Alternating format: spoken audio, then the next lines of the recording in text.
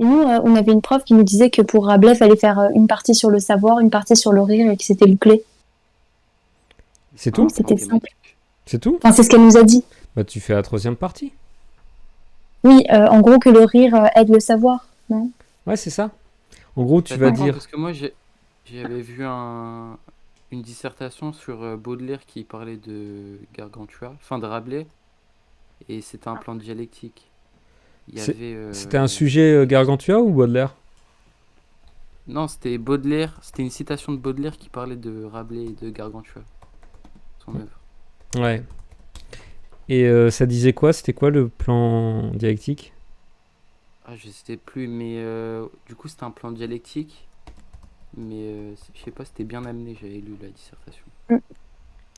Ouais, non, mais en fait, c'est ça, hein. Mais c'est un peu comme l'idéal, le mal et l'alchimie, hein. Ouais. Vous avez deux notions contradictoires et ensuite vous mélangez les deux. Simplement, là, le titre du programme, c'est Rire et savoir.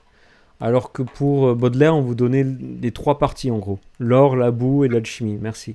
Là, on a juste rire et savoir, mais donc il va falloir qu'on réfléchisse à quelle association étroite on peut faire entre le rire et le savoir. C'est-à-dire un rire qui nous permet de savoir. C'est ça qu'on doit trouver pour la troisième partie. Mais franchement, c'est tout carré. Alors, je vous cacherai pas ensuite quand on va tester sur les sujets, c'est pas aussi simple, hein. Il faut quand même faire un gros taf d'adaptation. Mais on va le voir. Ok. Alors, c'est parti, premier sujet. La petite méthode, ça consiste en quoi? Découpé. Ouais, tu me découpes ça comment? Déjà, la question, Ouais. on la laisse. Ok. Voilà. Comme ça. Sur puis, le roman de Rabelais. Bon, ça, après, c'est anecdotique. Ah, la consigne, c'est toujours la même chose. Ouais, il n'y a pas d'infos utiles. Là d'ailleurs, j'ai vu un des sujets avec une consigne particulière, donc quand même, checker la consigne. Checker la consigne parce que parfois, il y a des pièges. Ok, où se situe Gargantua entre rire et savoir? Qu'est-ce que je prends, moi? Qu'est-ce qui va m'intéresser? Déjà, entre rire et savoir, du coup, il faut faire un parallèle. Ouais. Essayer de démontrer comment Rabelais il conjugue le rire grotesque et comment il nous mène à la réflexion. Voilà, alors c'est parti. Donc déjà, je pars sur l'opposition fondamentale rire et savoir. Boum. J'ai autre chose? Je prends autre chose? Où se situe, Le où. c'est par rapport à rire et savoir. Bah, là Mais en c'est pas un lieu. vrai, je vais tout prendre d'un bloc, tu vois. Tac, tac. Et je vais même prendre ça. Pourquoi je vais aller chercher ma petite préposition entre? Bah, ça montre que c'est entre ces deux termes. Voilà. Ouais. Il y a pas de. Ben, C'est pas absolu. Voilà, c'est ça. C'est qu'en gros, on doit trouver le mixte. On doit trouver un mélange, on doit trouver un entre-deux. Et c'est ça qui va constituer la troisième partie. Bon, alors, j'ai quand même... j'ai préféré séparer où se situe entre rire, savoir. Déjà, je ne voulais pas poser parce que justement, je voulais voir si vous voyez le piège. Ici, j'ai une question totale ou partielle? Partiel. C'est une question partielle. Maintenant, est-ce que moi, je vais la considérer comme une question partielle? C'est-à-dire, est-ce que je vais aller chercher un plan dialectique? Non. non, je pense qu'un plan thématique. Ouais, analytique, j'aurais dit. Vas-y, donne-moi. Tu dis quoi, Myriam? Moi, j'aurais dit analytique. Analytique, thématique? Quelle différence Ouais. vous faites entre analytique et thématique? Peut-être que analytique, je trouve que c'est déjà donné dans le sujet, non? Quelque chose comme ça. C'est quoi, pardon? Enfin, les axes, ils sont déjà donnés dans le sujet, non? Ouais. Non. Ah, c'est ça? Mais Moi, si... Ouais, vas-y, Elias. Pour moi, thématique, c'est faut mettre en avant le rire et le savoir. Et à la fin, la troisième partie, il faut faire un mélange. Bah, en fait, si vous regardez, là je vous montre, hein, ce sujet il est tellement facile qu'il contient tout. Regardez, parce que déjà à votre niveau en première français, Ça ne sera pas forcément le cas en philo l'année prochaine, mais généralement, ça sera toujours le cas. Ça sera plus dans le supérieur où ça va changer. Mais à votre niveau, thématique et analytique, c'est pareil en fait, parce que on peut vous demander... en général, on vous donnera une citation à analyser pour que vous retrouviez les thèmes. Donc finalement, les thèmes que vous allez chercher, vous les trouverez toujours dans la citation ou dans le sujet. Ce qui veut dire que ça part d'un raisonnement analytique, puisque analyser, ça consiste à décomposer. Donc là, j'ai une expression entre rire et savoir, je vais la décomposer. Et du coup, maintenant, si je décompose cette expression, donc si je suis dans une démarche analytique, pour chercher des thèmes, dans une démarche thématique, donc, je vais trouver quoi comme thème ? Le rire. Ok. Ouais, une partie sur le rire, Ensuite, une partie sur le savoir, ouais. Et enfin, une partie le rire au service du savoir. ok. Je vais le mettre comme ça, c'est-à-dire le entre. Hein. Hop, hop, hop. Donc vous voyez que je me rends compte que ça suit quel ordre, mes thèmes finalement.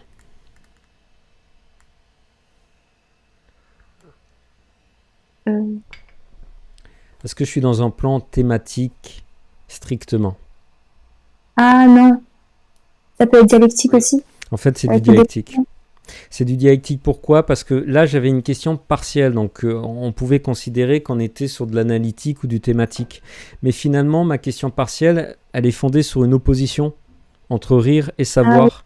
Donc dès que vous voyez apparaître une opposition, notamment avec une alternative entre rire ou savoir, ça veut dire que même pour classer votre thème ou pour analyser les thèmes du sujet, il va falloir partir sur une organisation dialectique. Ok. Donc là, vous avez un sujet hyper généreux parce qu'en fait, on est un peu dans tous les types de plans possibles. Pour sortir ces thèmes-là, par rapport au plan thématique, j'ai fait l'analyse du sujet. Je suis donc dans une démarche analytique et en même temps, je me retrouve avec un ordre dialectique. Donc là, pour ainsi dire, j'ai un plan thématico-analytico-dialectique. Voilà. Ok. Mais est-ce que c'est déjà tombé ? Enfin, ce sujet est déjà tombé ou pas ? Ouais, ça c'est de sujet bateau sur Rabelais. Ça bon tombe. Ok. Ouais, c'est le sujet depuis simple, quoi. C'est le sujet qui s'ennuie pas. Il y en a toujours un comme ça qui tombe dans pas mal d'établissements parce que les profs ont pas envie de brusquer les élèves. Ouais. Alors, Il y a rire. beaucoup Ouais. d'éléments dans Gargantua. Il y a quoi ? Il y a beaucoup d'éléments. Enfin, on peut dire beaucoup de trucs. Ben justement, c'est ça Si on a qu'on. un autre sujet, ça peut déboussoler les élèves. Oui, c'est ça. Ben, pour l'entraînement, tu veux dire. Mais c'est aussi parce qu'ils ont peur d'avoir de mauvais résultats s'ils demandent des choses plus compliquées. C'est notamment le cas dans certains lycées de métropole. Alors. Il est 19h. Ok. Du coup, maintenant, le rire. On va réfléchir aux différents types de rire. Là, je veux du rire 100%. Hein. C'est-à-dire que l'idée, c'est Gargantua est une œuvre pour faire rire. Je veux du rire 100%. Qu'est-ce que vous me dites ? Qu'est-ce que vous avez comme thème ? On peut parler des différents types de comiques. Ouais. Alors, vas-y, dis-moi. Le comique de mots, comique de caractère et comique attendez, il y a quoi déjà ? Mots, et de gestes aussi. Alors, vas-y, donne-moi un exemple pour chacun. Comique de mots. Le comique de mots avec... Là, vas-y, je t'en prie. Ah non, moi je vais dire comique de situation. Avec Ouais, ouais. quand Gargantua est pris sur Paris. Ouais. Après... Avec pour le comique de situation, j'aurais parlé aussi du moine qui se bat avec sa croix. Ouais, ça très bien. Alors, c'est parti. Donc, je vous prends Gargantua urine sur Paris plus Frère Jean se bat avec sa croix face à des soldats qui font les vendanges. Ok. Très bien. Donc ça, c'était comique de situation. Hein. Ensuite, pour le comique de mots, on pourrait parler des jeux de mots que fait Rabelais, avec le nom des sophistes et tout ça. Ou le nom de celui qui vient négocier pour les cloches aussi, Bragmardo. et de son discours. Ouais, c'est ça. Alors, comique de mots.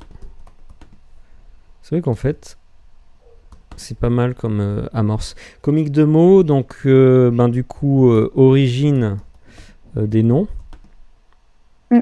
On va mettre en général parce que Grand Gousier, Gargantua, tout Ouais. ça a une origine. Même Gargantua, c'est expliqué, hein, c'est au moment de la naissance. Oui. Le petit dit à boire, à boire, à boire, et le père va finir par lui dire quel grand tu as. En pensant au gosier, parce qu'il veut remplir son gosier d'alcool. Donc quel grand tu as, Gargantua. Voilà. Il y a aussi le moment où il va expliquer l'origine du nom Paris, pour la ville de Paris. Est-ce que vous vous souvenez de ça? Oui. Je crois qu'il a fait un jeu de mots. Ouais, mais c'était quoi le jeu de mots, tu te souviens? Euh, C'est au moment où il va uriner. je crois que c'est Paris et Paris. Voilà, c'est ça. Ouais, c'est ça. En gros, il se dit, il voit les Parisiens qui s'amassent pour venir le voir parce qu'il vient d'arriver. Et bon, Dieu sait pourquoi, Gargantua se dit, bon, ben, puisqu'ils sont là, je vais leur donner à boire. Et il leur urine dessus et il dit, je vais leur donner à boire par ri, c'est-à-dire par dérision. Par ri, R-I-S, le rire, le fait de plaisanter. Et donc, les gens sont dégoûtés et en se plaignant, ils disent Paris. Et la ville qui s'appelait Lutèce devient Paris. Pareil pour la région de la Bosse qui est traversée quand il va à Paris, justement. Et son cheval tue tous les mouches du bois, si bien que Gargantua est tout content et qui dit c'est beau Bosse. cela. Ouais. Ouais, et ça donne Bosse. Voilà, la région de la Bosse. Bon, il y a plein de trucs comme ça. Et puis il y a d'autres jeux de mots. Hein. Il y a d'autres jeux de mots. Il y a aussi, ouais.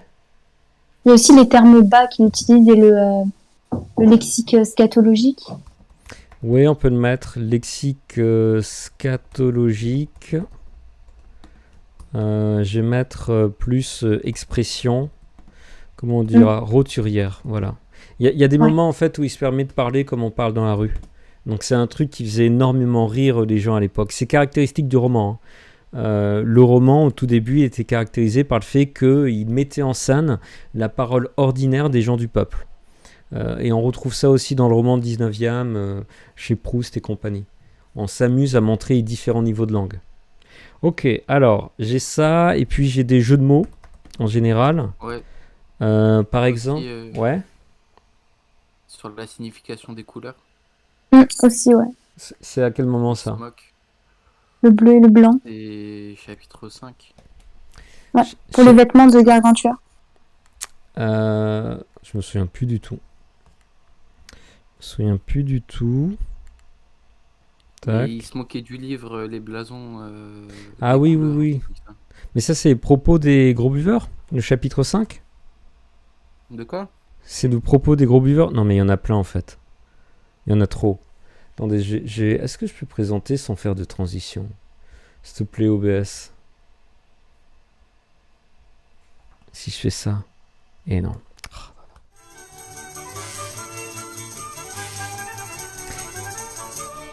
Ouais, donc après, ouais. Ouais. Il y a le torche-cul. Ouais. Aussi, ouais. Et, mais ça, vous me le mettez dans comique de mots? Non. Non. Ouais, non. Situation. Ouais, moi aussi, je l'ai mis dans situation. Mais, Situation. en fait, je pense que je le mets dans le savoir aussi. Pourquoi? Ça nous invite à réfléchir au plus haut point. Ouais. Attends. Ça... Ouais, dites-moi. Ça peut être la transition. Mais attendez, pourquoi le torche-cul, ça devient le symbole du savoir? C'est de se débarrasser de toutes les mers du monde. Ouais, les passions, péchés et le mal. Ouais. Mais aussi, il utilise une expérience pour démontrer ses recherches. Du coup, ça prend part dans le savoir. Bon, alors attendez. Ouais. À prime abord, ça a l'air. Ah oui, non, mais à prime abord, c'est totalement grotesque. Mais bon, on va aller le checker de torche-cul. On va aller le checker. Juste là. Je voulais dire un truc. Hein? Aussi, Gargantua, il expérimente. Ouais. Donc, c'est du savoir. Oui, bah Enfin, justement, mais truc. ouais, non, ça Myriam l'a dit aussi, mais c'est ça que je vous montrais. On va aller le voir. Bon, là, au hasard, hein, Et entonnant, où est mon entonnoir? Vous voyez, en fait, ici, ce chapitre 5, sur le propos des gros buveurs, c'est que des jeux de mots. C'est vraiment que des jeux de mots, ou des traits d'esprit ou autre. Faudrait voir dans le détail parce qu'il y a même la nature a horreur du vide. Ça, c'est une citation directe antique. Bon, il y a plein de choses qui montrent de l'érudition, on y viendra plus tard. Voyons mais voir. Ouais.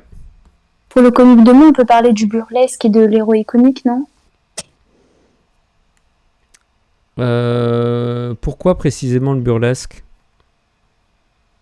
Quand tu utilises des termes soit vils pour parler de sujets nobles ou l'inverse, du coup, ça crée un effet de comique. Ça, d'accord. D'accord. Dans cette perspective-là. Mais du coup, pour moi, tu vois, c'est pas strictement du comique de mots, c'est du burlesque.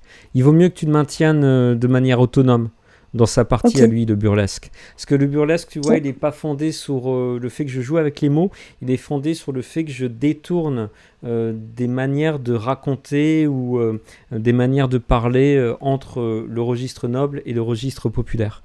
Donc ça, c'est la parodie de burlesque, l'héroïque comique, qu'on voit notamment avec la question de l'épopée. Le torche-cul, le voilà. Alors, boum. Ah oui, je voulais dire autre chose aussi. Ouais. Aussi, il fait des parodies, Rabelais. Par exemple, la parodie des romans de chevalerie. Ça peut être comique. Bah, l'héroïque comique, tu le situais par rapport à quoi? Bah, quand... Ouais, c'est par rapport à ça aussi. Bah, on peut Ouais. joindre les deux. Ah oui, oui, oui, oui. Mais effectivement, hein, c'est le lien entre les deux. La parodie Ok. des romans de chevalerie ou des chansons de gestes, c'est précisément l'héroïque comique. Donc, le processus d'expérimentation, vous le voyez où? Je suis sur la page du torche-cul, je suis donc chapitre 13.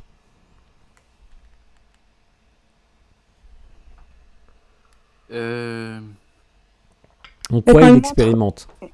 il a comparé plusieurs expériences. il teste plusieurs objets, je crois. Ouais. Mais vous trouvez vraiment que c'est une expérimentation puissante, que c'est vraiment un savoir puissant? Bah, Non, mais il teste en des soi. choses, hein. Les Et scientifiques, ils... Mais en quoi? Mais c'est pas scientifique de faire ça. Il s'est torché le cul avec un maximum de trucs. Ben, ils testent. Ouais, Ouais, mais il expérimente. je vois ce que vous voulez dire, mais en fait, ça, effectivement, on le voit beaucoup sur Internet ou dans des cours. Mais moi, je trouve ça absurde, hein. C'est juste que ce qui est marrant, c'est de le voir se torcher le cul avec tout et n'importe quoi, hein. C'est pas en mode j'ai lu ce chapitre et du coup je me dis ah ben je vais faire comme Newton et puis je vais commencer à révolutionner la physique en faisant des expérimentations. Enfin, Bah, c'est plus la persévérance. ça je suis Ouais. d'accord, mais est-ce que c'est Même si c'est Aussi, n'importe quoi, eh ben, le fait de de nous tester. dire, Ouais. genre là, le message, la morale, c'est faut toujours persévérer dans Mm. n'importe quoi, ce que tu entreprends. Et c'était ça Ouais. en fait. Ouais. Le fait de tester et de tirer une conclusion aussi. Attends, je vais voir. Moi, je veux le texte exact, hein. Je veux voir dans le texte que ça fait réfléchir. Donc, je vais voir juste la conclusion. Je vais me torcher avec du foin, de la paille. As-tu attaché au pot vu que tu rimes? Non, mais attendez, il délire le chapitre. Non, je suis désolé. Je sais pas, mais moi, je trouve pas que c'est pas du tout intelligent. Bah, je sais pas. Ouais. Attendez, à la limite, là, sur la question, est-ce que vous me parlez aussi du fait de purifier Je les ai pas Ah, écrits, au moins, il mais... a connaissance de la réalité. Mm. Il sait ce que. Mais attendez, mais on parle d'un On parle. on parle d'un type qui se torche avec tout ce qu'il trouve. Je sais pas, moi je veux bien qu'il y ait une curiosité, d'accord, mais il y a des passages qui sont bien meilleurs pour voir la possibilité de l'expérimentation. Par exemple, quand il se fait servir de la nourriture à table et en même temps ils sont en train de disserter sur les vertus et des aliments. Là on voit qu'il y a un esprit scientifique. Mais le torche-cul, ça m'amène pas à dire ah il y a un idéal scientifique d'expérimentation. Moi quand je lis le torche-cul, je pense pas du tout à ça. Je sais pas, hein, mais dites-moi si vous voyez un truc particulier qui nous permet de tirer Non, ça mais vers c'est ça. pas grave, hein. Au Attends, pire, on peut mettre le prologue. C'est de savoir. ouais, oui, dans tous les cas, le prologue pour le lien entre rire et Oui. savoir, c'est le gros de l'affaire. Il n'y a pas besoin de se torcher le cul, dit Gargantua, tant qu'il n'y a pas de souillure. La souillure ne peut Ouais. pas y être s'il n'en a pas chié. Il faut donc chier avant de nous torcher le cul. Oh. Oh, dit Grand Gousier, que tu as du bon sens, petit garçonnet. Bon, vous voyez que là, on est dans... C'est ironique, hein. Euh, Il n'y a pas, y a pas une idée de l'homme, c'est quoi? L'homme n'est pas immortel, donc Aristote est un homme, donc Aristote est immortel. Oui, Ah, c'est un un truc de syllogisme. raisonnement comme ça. C'est un syllogisme. Ouais, c'est ça. Il n'y a Et pas du besoin de se torcher le cul tant qu'il n'y a pas de souillure. La souillure ne peut y être si on n'a pas chié, donc il faut chier. Oui, c'est un syllogisme, exact. C'est un syllogisme aristotélicien, d'accord. Déjà, c'est pas le modèle scientifique de l'expérimentation, c'est simplement une pratique logique, le syllogisme. C'est fondé sur le raisonnement de déduction qui a cours dans les maths. Mais là, du coup... Attends. Je vais me torcher le cul avec un coq. Mais pour conclure, je dis et je maintiens qu'il n'y a pas de meilleur torche-cul qu'un oiseau bien duveté, pourvu qu'entre les jambes, et croyez-moi que vous ressentez une volupté mirifique. Et ne croyez pas que la béatitude des héros et des demi-dieux qui sont dans les Champs-Élysées soit due à l'asphodèle ou à l'ambroisie ou au nectar, comme disaient les vieilles d'ici. Elle est, à mon avis, due à ce qui se torche le cul avec un oison, et tel qu'est d'opinion de Maître Jean d'Écosse. Non, pour moi, en fait, c'est une parodie. C'est vraiment une parodie de traité scolastique. Parce que Maître Jean d'Écosse, c'est en fait une référence à un auteur, c'est Don Scott, qui était un auteur fondamental de philosophie. Donc pour moi, il y a une parodie de raisonnement et d'enquête logique sur la question du torche-cul, alors qu'en fait, c'est un sujet très bas. Mais c'est pas une manière de nous dire, voilà, maintenant on va développer une science, une expérimentation raisonnable et tout ça. C'est simplement une manière de rigoler d'un type qui accorde autant de réflexion à un sujet aussi trivial. Comment bien se torcher le cul? Mais il y a pas une idée aussi de se débarrasser de ces péchés? Alors ça... Attends, mais t'as raison, ça serait ça à la base? Torcher le cul... Parce qu'effectivement, les C'est ce que j'ai dit tout à scolastiques... l'heure. Oui, mais attendez, les scolastiques, ils réfléchissent à ça. Mais une fois encore, hein, c'est pas parce qu'il y a cette dimension-là que ça nous montre qu'on tend vers le savoir. Pour moi, on prend quelque chose dehors du savoir, à savoir le débat scolastique sur la purification de l'âme, et on le retourne pour le rendre grotesque avec la mention scatologique de se torcher le cul. Donc pour moi, tu vois, c'est juste de l'érudition du savoir tourné en ridicule. C'est-à-dire que c'est le savoir qui devient du rire. Mais c'est pas du rire pur jus, et ça tend pas vers le savoir, ça m'apprend rien. Ça m'apprend à rire du savoir, mais ça m'apprend rien en termes de savoir. Donc ça, on peut Ok. le mettre dans la troisième partie. Ouais. On va voir. À moins qu'on prenne la parodie du savoir pour la mettre direct en 1. Hein. Sinon, pour le savoir, on peut mettre la naissance de Gargantua aussi. Parce que quand il naît dans l'oreille de Gargamel, Ouais. et, c'est une référence à Athéna. Hmm. Et Athéna, c'était la déesse de l'intelligence Ouais, de la et sagesse. de la guerre, je crois aussi. De la guerre dans sa dimension stratégique. Ouais, voilà. Mais du coup, là, on nous dit que Gargantua, il est intelligent, Ouais. à l'image d'Athéna, Mm. et qu'il va accomplir des grandes choses. Mais ça, justement, donc référence au mythe antique, effectivement, ça nous montre qu'il y a un lien avec l'intelligence. Mais par contre, cette relecture du mythe, elle est comment? Cette histoire de l'oreille de Gargamel. Elle est parodiée. Ouais, on est encore dans le burlesque. Tu vois, donc tu peux l'utiliser déjà pour sa dimension burlesque. Hop. Ouais. Je vais mettre ça, le burlesque. Tout à l'heure, tu m'avais dit comique de mots, de situations, et il y avait quoi d'autre? De gestes? Ouais. Ouais. Non, de Ouais, mais ça caractère. rejoint le Vous comique. m'aviez dit de Ouais, caractère. c'est ça. On a quoi pour le caractère? Ah, je sais plus. Je voulais dire quoi? Oh, il y en a un Caractère. petit tas. Hein. Bon, d'ailleurs, Picrocole. ouais, picrocole, typiquement, puisque lui s'est fondé sur ce caractère bidieux, c'est-à-dire le tempérament colérique, avec Et le la frère Jean aussi? frère Jean, qui est en fait, c'est pas un bon chrétien, hein, frère Jean. D'ailleurs, quand on lit le chapitre 27, on se rend compte à quel point c'est un très mauvais chrétien, puisqu'il a aucune charité et il achève des gens qui sont condamnés. Sans les derniers sacrements, hein. C'est vraiment un sacrilège. Et tout ce qui l'intéresse, c'est pas le service divin, c'est le service du vin. Il y a un jeu de mots dans le chapitre 27. Ouais, c'est pour ça qu'il s'excite. Et ensuite, il défonce tout le monde. Bon, ça on le verra. Mais frère Jean, très important. Vous avez aussi, même Grand Gousier. Grand Gousier, bon, il est quand même, c'est plutôt un éloge à la fin. Vous avez Bragmardo. Vous avez un ancien précepteur. Janotus Bragmardo, hein, c'est ça? Ouais. Comment il s'appelle, l'ancien précepteur? Je crois que c'est Non. Ah, je sais plus comment il s'appelle. Ah, il a aussi un nom rigolo. Oui, ça veut dire confusion, je crois. Attends, voir. Non, j'ai raté mon truc. Hop. Attends. Tubal Holoferne. Comment tu dis? Tubal Holoferne. Ah non, je pensais pas à lui. Non, c'est... Ça, c'est le premier. Oui, c'est le premier. Le démon? Le démon, c'est le poteau de Gargantua, celui qui va devenir son ami. Attendez, comment il fait instruire en... Il est où notre... Tu dois avoir un... Voilà, t'as Maître Tubal Holoferne qui doit partir ensuite. Ouais. Il y en a eu un deuxième. Voilà, Joblin Bridé. Moi, je pensais à Joblin Bridé. Ah oui, c'est ça. Pourquoi il part, Tubal Holoferne? J'ai oublié.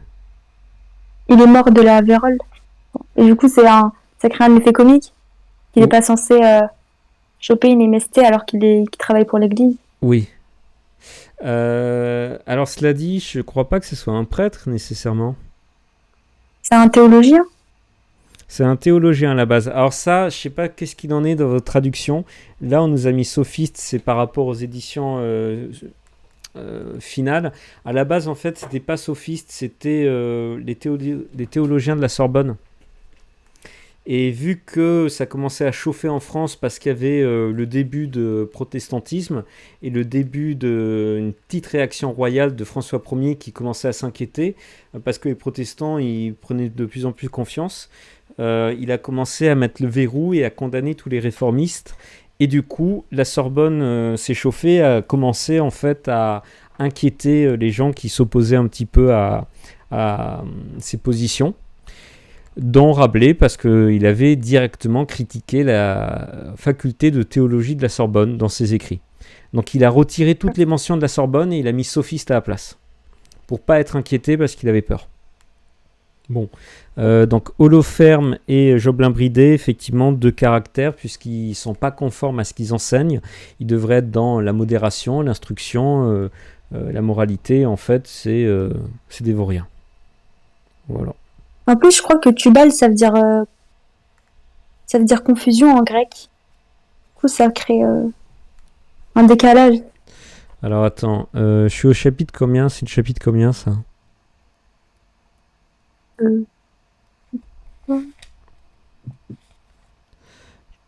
Ouais, alors attends, bouge pas, je vais te dire ça dans un instant. Je t'avoue que ça me rappelle aucun mot de grec. Ah non, c'est pas du grec, c'est de l'hébreu. Tubal. Ah, mince. C'est de l'hébreu, ouais. Ok. Donc c'est de la confusion. Et vous voyez encore ce lien avec l'érudition, puisque là, le jeu de mots, on ne peut pas le comprendre si on n'est pas érudit. Si on ne connaît pas la langue hébraïque, on ne peut pas comprendre pourquoi c'est rigolo, Tubal Holoferne. Bon, toujours pareil. C'est un rire qui n'est pas nécessairement grossier, c'est un rire qui est plutôt érudit. Tout à l'heure, on avait aussi vu La nature a horreur du vide. C'était un propos de l'un des buveurs là au moment de la fête. Et pareil, c'est une citation antique. Donc il faut connaître la référence. Ok. J'ai une question. Mm-hmm. Vous voyez, quand on cite, on doit mettre le numéro des chapitres en en nombre romain ou pas? Moi, je les mets en romain. Ok. Mais c'est pas obligatoire, je pense. Hein. Et si on se trompe de chapitre? Il y en a beaucoup. Par rapport au nombre, Oui. tu t'ennuies Oui. pas, tu mets le chapitre où il est question de... et tu racontes un peu l'action. Par exemple, Ok. le chapitre où Frère Jean défend l'abbaye. Tu vois, il y a personne Je qui va crois, dire si on c'est un explique, scandale, j'ai pas le nombre. Ouais, ok. je crois que si on explique le contexte, on n'a même pas besoin de mettre le nom du chapitre. Moi, je recommande quand même d'avoir des petits chapitres. Il y a des chapitres clés. Le 27, c'est Ouais. l'attaque de l'abbaye. Voyons voir. Le moment où il arrive à Paris, c'est quoi? Ah bah, je sais Le plus. chapitre, Non, le 17, qu'est-ce qui se passe dans le 17? oh, le Non, 17, je me souviens plus. c'est séjour. Non, de 16 à 22, c'est à Paris. Ouais, donc 14 à 15, c'est quand il fait c'est. pipi sur les Parisiens, non? Le 17. Ouais, c'est ça. Oui, Ensuite, sûrement. des Parisiens débarquent et ils lui envoient Bragmardo. Mm. Ouais. Oui, c'est ça. Bah, Bragmardo, il est important parce qu'en fait, c'est le scolaste. Bragmardo, c'est le représentant, la figure qui représente les théologiens de la Sorbonne. Donc là, vous La avez... guerre Picrocolline, c'est chapitre 25 à 48. Ouais. C'est dès le 25? Ah oui, c'est vrai qu'il y a le De quoi? récit de l'attaque des Foisses, Mm. des Foissiers. Ouais. Alors, le burlesque, je vais mettre parodie de roman de chevalerie. Mais il n'y a pas que ça, il y a aussi plus parodie de la Disputatio. Non, c'est pas une Disputatio, pardon. Parodie du raisonnement philosophique. Donc là, c'est le torche-cul. Hein. Mm. Mais vraiment dire que le torche-cul, il nous fait comprendre l'expérimentation scientifique, si j'étais vous, j'oublierais parce que moi, je trouve ça profondément malhonnête. C'est vraiment en mode, j'essaie de tirer. Mais arrête. Déjà, la science à C'est pas dans le l'époque... délire. Non, je suis pas dans le délire, j'en suis content. Dans le prologue, Ouais. il dit. Moi, je suis dans la vérité. Mais la science à l'époque, elle n'existe même pas. Il n'y a pas vraiment de science à l'époque. Elle est tout juste naissante. Donc, il n'y a pas de pire, méthode Mais scientifique. il est dans un processus d'expérimentation. Ouais, il a Au pire, inventé on la met- science. Au pire, on le met si on n'a rien à dire. Ouais, mais si vous... C'est quoi ça? C'est la pilule de cyanure qu'on est pris sur... Non, franchement, bon, mettez-le hein, si ça vous tente. Mais moi, je vous dis, hein, c'est un gros délire. Et il y a des mecs qui se le répètent sur Internet. Et vu que les gens, ils se volent des trucs entre eux, ben voilà, maintenant, tout le monde en parle. Mais quand tu lis le chapitre, tu trouves ça absurde. Je suis désolé. C'est juste rigolo parce que voilà, mais bon, c'est pas non plus la science. Alors, ça c'est bon. Est-ce qu'il y a d'autres parodies? Non. Hein. En gros, c'est deux grosses parodies. Et puis ensuite, je vais mettre le caractère quand même. Tac. Comique de caractère. Alors, maintenant, je te le dis. Attention, organisez pas... Je vous conseille pas d'organiser vos parties en mode comique de situation, comique de mots, comique de caractère. Ouais, ben non, mais ensuite ça nous aide, tu vois, pour trouver les idées, donc c'est très bien. Hop, je vais mettre figure moquée. Mais je vous conseille plutôt d'aller chercher des thèmes qui sont spécifiques à Rabelais. Ça, si vous voulez, c'est un peu des généralités. On peut le retrouver dans toutes les comédies, etc. Moi, je veux des choses précises par rapport à Rabelais. J'arrive plus à parler, je suis trop fatigué. En vrai, Donc, c'est ce qu'on avait fait avec les fleurs du mal. En mettant toutes les figures. Enfin, le mal. Ouais. ouais, l'idéal. en mettant les mots de Baudelaire, les idéaux de Baudelaire et les Mais alchimies ça de Baudelaire. dérangeait pas, donc on peut le faire avec Gargantua. Mais non. Attends, comment ça? Bah, bah, ça nous sert de. En fait, pour Comique de Baudelaire, on n'a mots pas mis Ouais. Mais comique de mots, c'est Ah trop non, Mais en général. fait, mais pour Baudelaire, ça marche que pour Baudelaire. Là, ça peut marcher pour plein d'œuvres, en fait. Voilà, parce que tu vois, si par exemple je prends le spleen, c'est pas une catégorie générale de la littérature, alors que comique de mots, c'est général à tous les auteurs. Mais du coup, moi, je vous recommande d'avoir plutôt des thèmes centrés sur l'œuvre et sur l'écriture de Rabelais. Par exemple, le comique de mots, je dis ça en fait, comique de mots, je vais pas avoir grand chose. Euh, Comique de mots, je vais devoir le laisser Ah tel si, quel. Hmm. si, mais on avait... je crois que c'était avec les vaches et tout, là. Comment ça, les Je sais pas, vaches? il avait... c'était une espèce de d'énumération avec les vêtements de Gargantua, un truc comme ça. Ouais, mais tu veux dire quoi? Mais je sais pas, il... Enfin, c'était une comique de mots. Il y avait des hyperboles, etc. Ah oui, je suis d'accord. Non, mais moi je réfléchissais à est-ce qu'il n'y a pas un thème plus précis sur comique de mots? Mais en fait, j'en ai pas. Pour comique Ah de oui, mots, j'en si, ai si. pas. Ouais, t'as Si, quoi? si. J'ai... Enfin, le truc avec les symboles, là. C'est quoi? Même dans le prologue, il l'avait dit. La Les symboles... substantifique moelle. Non, les symboles mathématiques. Les- Avec Pythagore? Ouais, je crois que c'est... Non, je crois que c'était ça, mais je sais plus. Aristote. Mais comme un message crypté. Les Silanes? Non, c'était pas ça. Mais bref, je sais pas c'était quoi le Mais mot. tu voulais dire quoi par rapport à ça dans le rire? Bah, je sais pas, genre, Les- on n'arrive pas à déchiffrer, c'est marrant. Comme ça. Ah! Bah, moi je préfère des jeux de mots que je comprends. Mais toi, tu penses aux énigmes. Ouais, c'est ça. Ah, Les énigmes, moi je préfère le mettre en 3. Parce que t'as raison, il y a une Ok. dimension ludique, on est là pour rigoler. Mm. Mais ce qui est intéressant, c'est qu'on se pose toujours la question, est-ce que j'ai la réponse? Et du coup, en fait, t'es toujours dans une démarche de réflexion. Parce que tu t'interroges, tu te dis, est-ce qu'il n'y a pas quelque chose que j'ai pas compris? Je vous donne un exemple.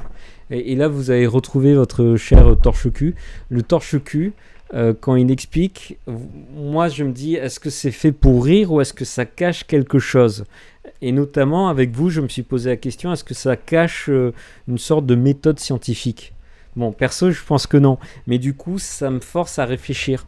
Et devant le texte de Rabelais, je suis toujours en train de réfléchir et de m'interroger, est-ce que j'ai pas loupé quelque chose? Est-ce que il faut pas que je continue de réfléchir? Et ça, c'est le moment où le rire rejoint totalement le savoir. Le rire me met sur la piste du savoir et je suis toujours en train de réfléchir. Voilà. C'est Bon. comme quand il compare les lecteurs aux chiens Ouais, dans le prologue. avec la substantifique moelle pour sucer l'os. Exactement, c'est exactement ça. mais aussi pour cette partie, on peut dire, on peut utiliser la citation de Rabelais, parce que le rire est le propre de l'homme. Peut-être pour commencer. Hum, Attends, moi j'avais mis plusieurs citations. Parce que le rire est propre de l'homme, franchement, je le mettrais dans le 3. Parce qu'en fait, tu vois, c'est là où le rire devient un savoir. Regarde, en gros, moi j'avais le rire en mode on rigole bien chez Rabelais. Mais toi, ce que tu fais en me disant parce que Oui, le c'était rire est le ça. propre de l'homme, c'est que tu définis l'homme Ah oui. par rapport au rire et donc tu produis un Ouais, savoir j'avoue. sur l'homme qui est centré sur l'idée de rire. Et donc là, tu vois, Mm. c'est le rire au cœur du savoir. Qu'est-ce que j'ai appris Mm. sur l'homme? Qu'il est là pour rire. Donc là, Ouais. c'est un truc où tu vois bien les deux fusionner, et donc c'est de la troisième partie. Le rire est au cœur du savoir, le savoir est au cœur du rire, tout ça est relié. T'allais dire, Ok. Elias? Non, c'était la même citation, mais elle était plus longue. Genre, il vaut mieux traiter du rire que des larmes. Il y a eu juste ça avant. Ouais. Il vaut mieux traiter du rire que des larmes? Ouais, parce que Ah C'est oui, juste oui, avant. ça y est, ouais, je me souviens. Ok, alors juste sur la situation, regardez bien, on a Gargantua qui urine sur Paris. Ça, en fait, c'est lié à cette figure de géant. Ce qui est rigolo là-dedans, c'est qu'il soit suffisamment grand pour provoquer un déluge. Donc ça, en fait, c'est ce qu'on appelle j'allais dire les romans de géants, mais en fait, c'est pas comme ça qu'on appelait ça. Quoi, le géant vert? Hein? Les récits de géants. Pourquoi tu dis le géant vert? Mais je sais pas, tu me dis les récits des géants. Ouais, bah c'était un genre à l'époque, c'est un genre médiéval. À l'époque, les Ah ouais. gens rigolaient en disant des histoires de géants et c'était fondé sur le comique lié à la disproportion d'échelle entre des géants et des petits hommes. Et c'est exactement ça qu'il fait avec Gargantua qui urine sur Paris, ou bien avec la jument de Gargantua qui urine sur les combattants. Bon, en général, il y a beaucoup d'urine là-dedans. Mais vous avez aussi Gargantua qui mange des pèlerins en salade. Et Gargantua qui retire les boulets de canon qu'il a dans les cheveux. Et ça, en fait, c'est un comique qui est fondé Et les sur cloches aussi. les cloches, ouais. Les cloches pour la jument. Et c'est un comique qui est fondé sur le gigantisme, c'est-à-dire sur la disproportion. Mais donc c'était ancré dans l'époque. Hein. C'est un genre d'époque, un micro-genre, les récits de géants. Voilà. Donc on va le mettre ça, plutôt que dire comique de situation, parler du gigantisme, parler des récits de géants. Et pareil pour Frère Jean, ça va être, je vais le mettre ici, hein, l'héroï comique. Hop. Et ici, qu'est-ce qui est intéressant, c'est que précisément, il n'est pas à sa place. Il n'est pas censé être soldat, il est censé être prêtre, il est censé faire montre de charité chrétienne, et en fait, il éclate le crâne de ses adversaires à tout bout de champ. Donc là, on a justement cette déformation. Registre épique. Ouais. Aussi. Je vais le mettre parodie. Est-ce que je mets le registre? Ouais, non, t'as raison, c'est un registre. Hop. Ok. Alors, attendez, est-ce que j'ai autre chose à... Oui, le scatologique, en fait, vous pouvez en faire un thème à part. Je vais pas le mettre dans la situation, mais le scatologique, il faut en parler à part.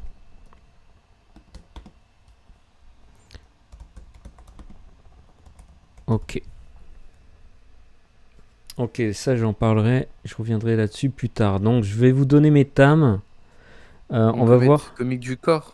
Plus général. Ouais, dis-moi, qu'est-ce que tu rajouterais pour illustrer le comique du corps? On a quoi Je pourrais parler de déjà, l'accouchement. Ouais, voilà, au début. Ok. Bah, alors regardez, parce que j'ai rajouté quelque chose ici de la violence carnavalesque. Bon, la violence carnavalesque, vous voyez, c'est cette espèce de goût, hein, de violence, notamment avec les scènes de bataille qui sont très précises. Très précises pourquoi? Parce qu'on a les termes médicaux de Rabelais qui connaissait très bien l'anatomie humaine. Donc ça, vous pouvez éventuellement le mettre aussi dans le comique du corps. Là, c'est des distinctions que je fais pour essayer de, comment dire, de diviser autant que possible, mais en fait, hein, on peut éventuellement fondre des thèmes ensemble. Donc cette violence de carnaval, on peut aussi la rajouter avec l'humour scatologique au trivial. Et je vous ai donné une petite formule de Victor Hugo sur Rabelais qu'il appellera poète de la chair et du ventre. Ça, c'est pas mal en accroche. Vous voyez, quand vous rentrez dans votre dissertation, vous pouvez dire Victor Hugo, surnommé Rabelais, poète de la chair et du ventre. Et ensuite, vous prolongez avec peut-être l'humanisme ou autre. Ok, bon, je vous mets des petites références sur tous les éléments scato. Les jeux de mots. Les jeux de mots, l'origine des noms, et puis les recueils de sagesse, qu'est-ce que c'est en fait? C'est les moments où il va récupérer des proverbes pour jouer avec eux, pour les déformer. Donc vous avez notamment le chapitre 11 sur Gargantua qui fait des actions qui correspondent à des proverbes, et en fait c'est comique parce qu'on doit prendre au sens propre ce qui à la base est un sens figuré proverbial. Est-ce que vous voyez ce que je veux dire par là? Oui. Elias, tu vois? Non, j'ai pas compris. Tu vois, par exemple, Vous pouvez répéter? on nous dit que Gargantua, il met la charrue avant les bœufs, Ouais. et c'est au sens figuré, c'est-à-dire que c'est un sens proverbial, c'est-à-dire qu'il agit de manière précipitée, sans réfléchir aux conséquences. Mais en fait, dans ce chapitre, on doit comprendre que littéralement, au sens propre, il est en train de mettre des charrues avant les bœufs. Et du coup, il y a un petit comique. Voilà, c'est le jeu du chapitre 11. Le chapitre 11, c'est une énumération de proverbes qui sont pris au sens propre. Voilà. Les récits... C'est un comique de situation, là? Ouais, ça serait non, ça serait du comique de mots pour moi. De mots, ok. C'est à mi-chemin, tu vois. Parce qu'il déforme le proverbe. Ouais. Et je vous ai mis l'attrait des sagas épiques. C'est pas forcément au sens de rire, mais c'est au sens de divertissement.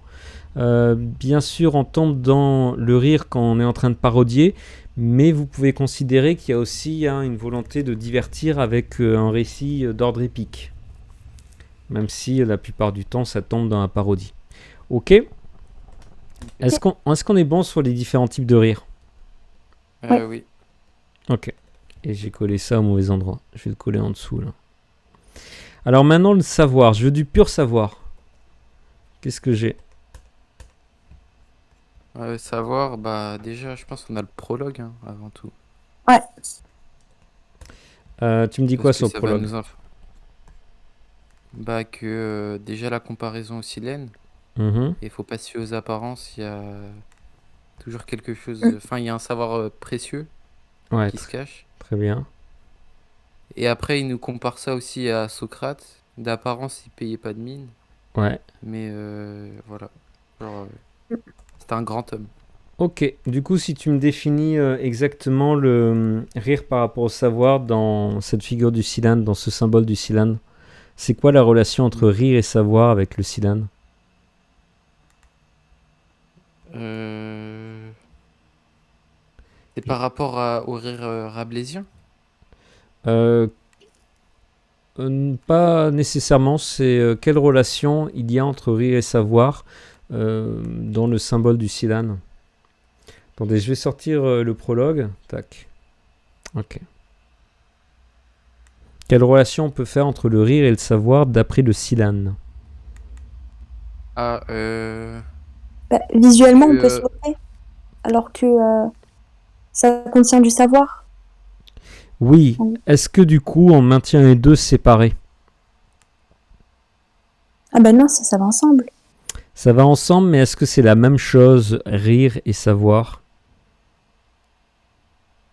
bah, le rire, c'est un rire libérateur. Et Ah, ça nous permet de faire,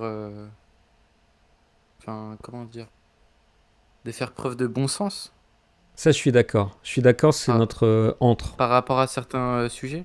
Ouais, ça je suis d'accord. Mais si je prends le Silane, comment il Ouais, est composé le Silane? Il est il constitué est de quoi? grotesque. Il est grotesque entièrement? Il est...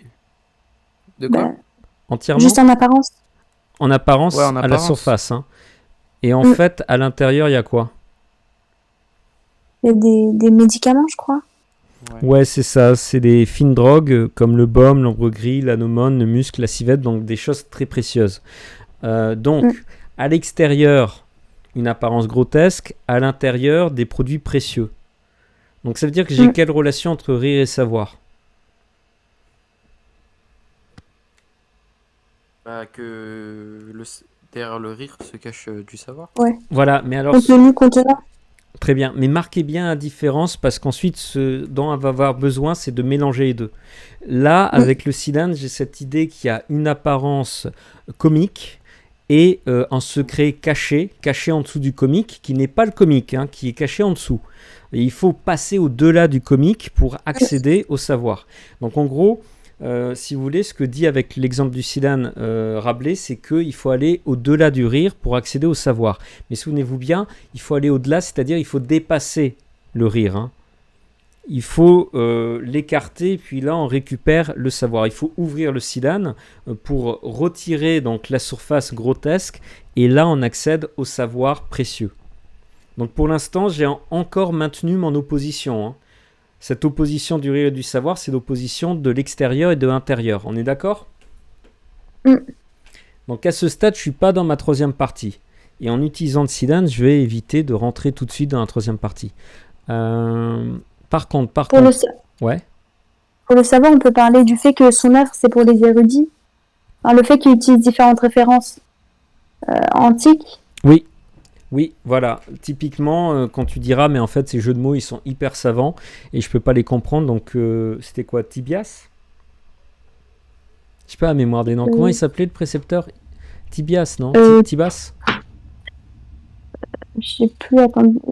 Tubal. Tibal, ben, il faut connaître l'hébreu. C'est aussi bête que ça. Donc, vous avez effectivement un jeu de mots, mais ce jeu de mots, il cache un savoir précieux. Et du coup, si vous n'avez pas le savoir, ben vous n'avez rien. Ok? Donc là, on est d'accord. Mais maintenant, je vais prolonger. Excusez-moi, j'ai un problème de câble. Je prolonge. Regardez, il va dire mon livre, c'est comme un Silane. Vous êtes d'accord, hein? Oui.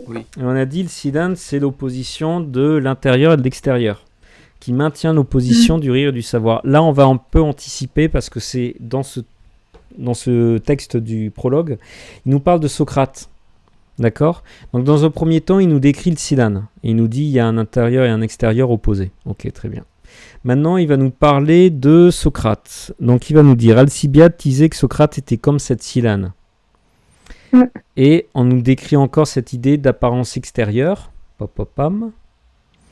On va un peu décrire son apparence extérieure, mais je vais vous demander de vous plonger sur cette description. Vous pouvez aller voir dans le live, hein, vous avez une phrase là que j'ai mis dans le roman. Donc je vous la lis. Tellement il était laid de corps et ridicule dans son maintien, le nez pointu, le regard d'un taureau, le visage d'un fou, de mœurs simples, rustique dans ses vêtements, sans fortune, malheureux avec les femmes, inapte à tous les offices de la République, toujours riant, acceptant toujours de boire avec chacun, toujours se moquant, toujours dissimulant son divin savoir. Je vous le dis, c'était une énumération sur les attributs de Socrate. C'était aussi une gradation. Est-ce que vous voyez de quoi on va, vers quoi on va? Au début, j'ai l'impression qu'il est un peu animalisé Ouais, et qu'après après, il fait son éloge. Il dit qu'il est humble. d'accord. L'éloge, il démarre à quel élément? Des mœurs simples.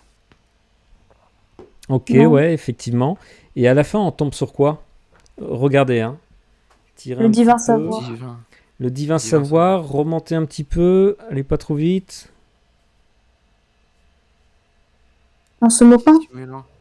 Ok, alors j'ai deux choses, j'ai se moquant et dissimulant. Déjà, se moquant, ça contient quoi la moquerie?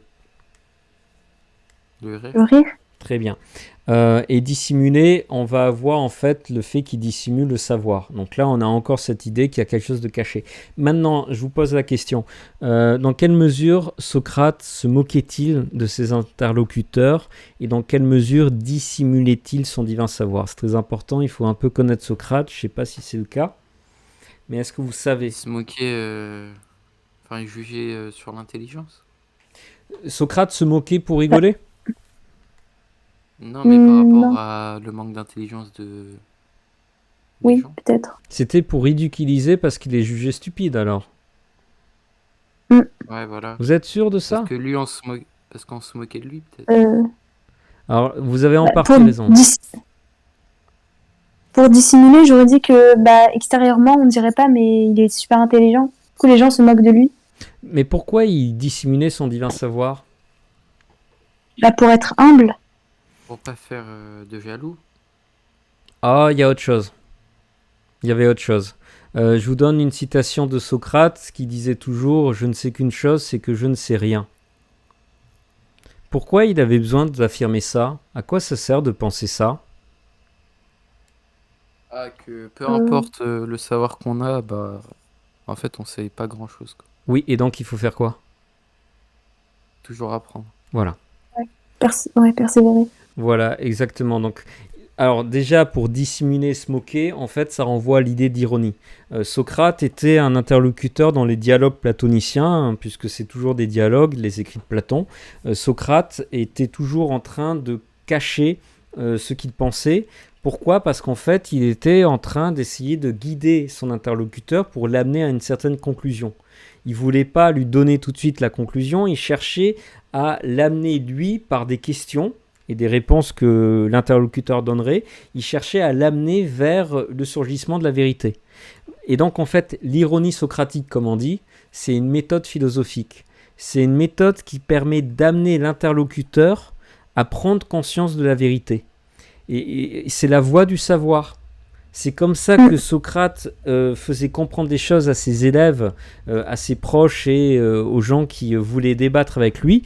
C'est en utilisant cette ironie où il prétendait se poser des questions qui ne se posaient pas vraiment. Mais c'était pour amorcer une réflexion dans l'âme et l'esprit de l'interlocuteur. Pour les guider, Ouais, quoi. Ouais. Il faisait pas un plat de connaissances, il essayait de guider. Voilà, Que c'est la personne cherche par lui-même. Voilà, et ça c'est fondamental, hein. C'est l'esprit de la philo grecque, c'est l'origine de la philosophie occidentale, et Socrate lui-même va faire l'opposition du dialogue et du discours. Et il va dire les sophistes. Donc les sophistes grecs, en fait, c'était des professeurs, des espèces de stars de l'enseignement rhétorique. Athènes étant une démocratie avec une assemblée du peuple, il fallait savoir faire des discours. Et donc il y a des gens qui manipulaient la communication démocratique, l'art du discours, et qui se faisaient payer des fortunes au bénéfice de cet apprentissage du pouvoir par la parole. Bon, et donc Socrate va dire ces gens-là, c'est des gens mauvais parce qu'ils n'entendent pas la vérité. Et de fait, ils font des discours. Un discours, qu'est-ce que c'est ? C'est une vérité qui est assénée et c'est une vérité qui n'est pas vivante. C'est-à-dire qu'on vous fait rentrer dans le crâne une vérité telle qu'elle, au lieu de la faire surgir par le biais du dialogue, c'est-à-dire de l'échange de questions et réponses qui permettrait à vous, auditeurs, de faire apparaître la vérité en vous. Et donc de l'apercevoir dans toute sa logique et toute cette force réflexive. Donc vous voyez, il y a cette opposition du discours et du dialogue qui est fondamentale, et du coup, je pratique l'ironie socratique pour justement amorcer et entretenir, nourrir le dialogue et l'échange. Bon, en gros, se moquant, du coup, souvent il se moque des sophistes ou des gens riches. Pourquoi ? Parce que les gens riches se payaient les cours des sophistes. Et du coup, Socrate, souvent, il fait un peu l'idiot et il dit ah, je suis désolé, moi je suis pauvre, j'ai pas pu me payer les leçons de ce grand sophiste, donc je sais pas exactement quelle est la vérité sur la question qu'on est en train d'aborder. Est-ce que tu pourrais m'éclairer ? Est-ce que tu pourrais me dire qu'est-ce que dit tel grand sophiste sur ce sujet ? Et il fait l'idiot en fait. Il fait constamment Il l'idiot. jugeait un peu les gens. Il jugeait les sophistes. Il jugeait les gens qui croyaient qu'on pouvait se acheter des vérités. Ça, il trouve ça ridicule. La vérité, elle appartient à tout le monde. Les riches qui payaient les sophistes et les sophistes eux-mêmes. Oui, voilà. Et pour le coup, parfois, il se moque vraiment. Et il fait vraiment le couillon, comme on dit. Et il dit ah, je suis désolé, je n'ai pas ton intelligence. Je suis vraiment désolé, je ne sais pas quoi en penser. J'ai pas le chèque pour me payer la leçon sur ce qu'est le courage. Est-ce que tu pourrais m'expliquer Et en fait, c'est aussi une manière, bon, c'est un peu moqueur, hein, donc on démarre sur du rire assez féroce, mais c'est une manière d'embrayer pour que l'autre se glisse dans le débat, et une fois qu'il va donner sa version des faits avec la vérité des sophistes, Socrate, il va pouvoir commencer son débat et il va totalement le retourner. Et il va le convertir à une toute autre vision sur la vérité. C'est ce qu'on appelle l'ironie socratique, et c'est ce qu'on appelle la dialectique socratique, parce que la dialectique, à la base, c'est pas le plan en 3 parties.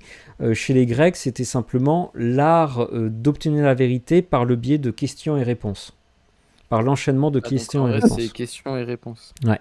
C'est ce qu'on appelle aussi la vérité dialogique, c'est-à-dire la vérité qui surgit au travers d'un dialogue fondé sur la confrontation de points de vue. Voilà. Mais attendez, monsieur. Enfin, moi, j'ai ce texte en lecture linéaire. Est-ce que je dois dire tout ça ? Tu t'as pas ces éléments-là ? Non. J'ai souvent vu des commentaires là-dessus. Et ouais, c'est dommage. C'est dommage si tu les as pas. J'aime beaucoup ce texte. Et il faut connaître quand même Socrate, quoi. Il faut connaître Socrate.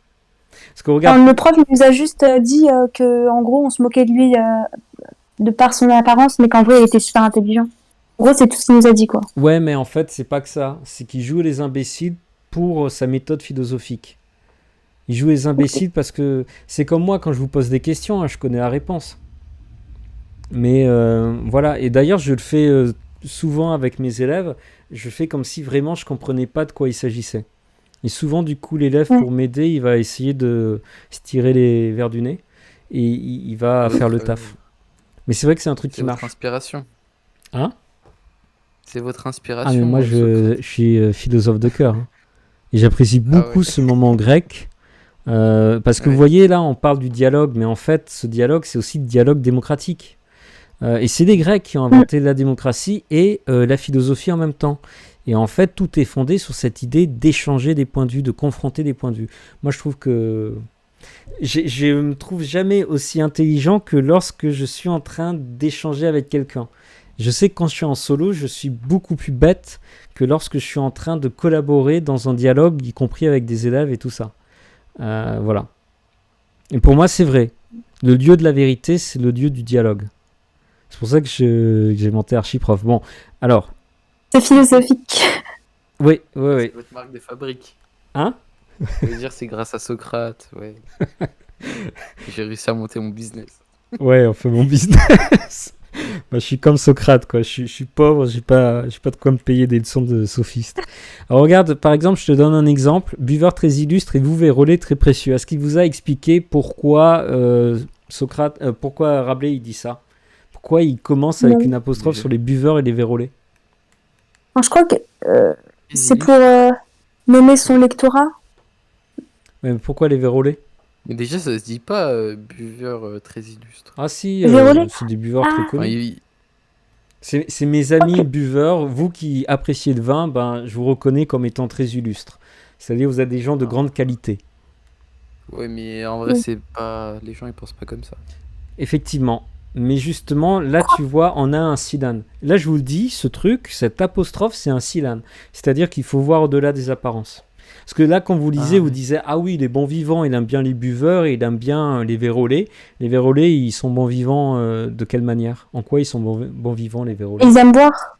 Les vérolés? Ah non, pardon. Mais les vérolés, je crois que c'est pas la vérole, Ouais, c'est une c'est une maladie. amasté. Donc ça veut dire qu'ils ont fait quoi, les vérolés? Ils couchent par-ci par-là. Oui, c'est ça. Donc c'est des bons vivants, donc c'est le plaisir de la chair, la boisson et le plaisir charnel. Bon, donc ça c'est l'apparence et on peut Ça se vient dire, de ah là, c'est vérolé. grotesque. Vérolé c'est une amasté. Mais je crois que le Ouais, prof nous mais genre, avait dit que... Pardon? c'est Vas-y. pas un hack. Quand tu dis application vérolé, c'est un truc craqué. Ah bon? Ouais, ouais, je te jure que c'est vrai. Craqué, vérolé? J'ai jamais entendu Oui. ça. Ok. Mais je crois que c'est Ah, maintenant que ça veut dire ça. Ah oui, ouais, c'est oui, maintenant, oui, mais oui. avant, je sais pas que. Enfin, c'est Mais une maladie. vérolé c'est contaminé par un virus, le virus de la vérole. Ouais, voilà, Mais bah, je c'est crois... un plus. Ah ouais, ça peut venir de là, je pense. Ouais.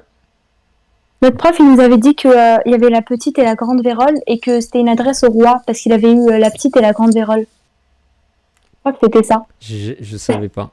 Si tu me dis ça, moi je suis pas au courant. J'ai jamais lu nulle part. Je sais pas d'où il sort l'info. Ok. Mais moi, je te donne un truc qui est centré sur l'idée de Zidane. Sans, Mm. sans me vanter ou contester l'histoire de la vérole, mais regarde. En fait, il va ensuite nous parler d'Alcibiade dans le dialogue de Platon pardon, qui s'intitule Le banquet. Bon, Mm. le dialogue, vous pouvez pas le savoir, mais c'est pour ça qu'il y a le prof qui vous le dit normalement. Le banquet, c'est un dialogue où des invités, lors d'un banquet où on boit, et on boit énormément dans le banquet, hein, lors de ce banquet, ils vont discuter, dialoguer sur l'amour, ce qu'est l'amour. C'est littéralement le sujet du dialogue, le banquet, c'est qu'est-ce que l'amour. Et tu vas avoir tous les interlocuteurs qui vont donner leur définition de l'amour et on termine sur Socrate qui va interroger son poteau Alcibiade avec lequel il était plus ou moins en couple parce qu'il y avait des couples homosexuels en Grèce, dans la Grèce antique. Donc, Un homosexuel, Socrate. alors officiellement, c'est pas, il s'intéressait pas au plaisir charnel, d'où le terme d'ailleurs d'amour platonique au sens d'un amour spirituel. Mais par contre, il était comment dire, il était dans une sorte de couple avec Alcibiade. Et Alcibiade Ah, était bah, très c'était jaloux juste son de poteau, savoir quoi. où traînait Socrate. Ah, Alcibiade mais est un c'était son jeune, hein. poteau. Mais ouais, bizarre.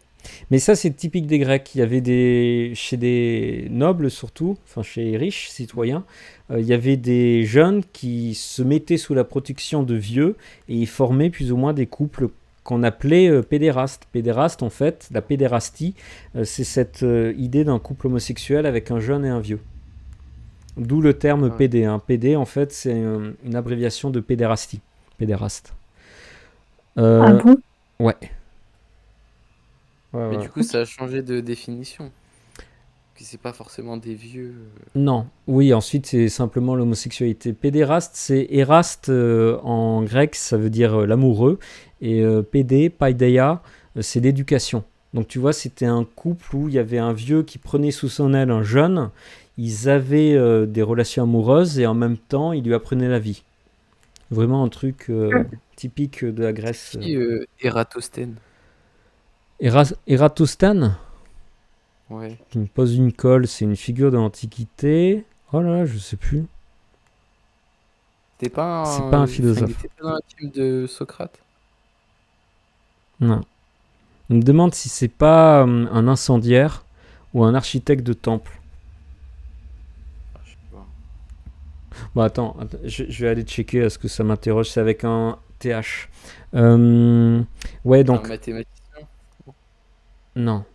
Ah, tu me mets un doute. Arrête de me mettre des doutes. Non, attends, je vais aller checker. Mais du coup, dans le banquet, en fait, il est question de quoi? Il est question de buveurs très illustres, puisque c'est des gens très connus de l'Athènes classique. Et il est question de vérolés, entre guillemets, parce qu'en fait, on parle d'amour. On parle d'amant. Tu vois? Donc en fait, Ah, dans l'apostrophe grotesque qui paraît totalement incongru et n'avoir aucun rapport avec le sujet, on est en train de parler des personnages présents dans le banquet.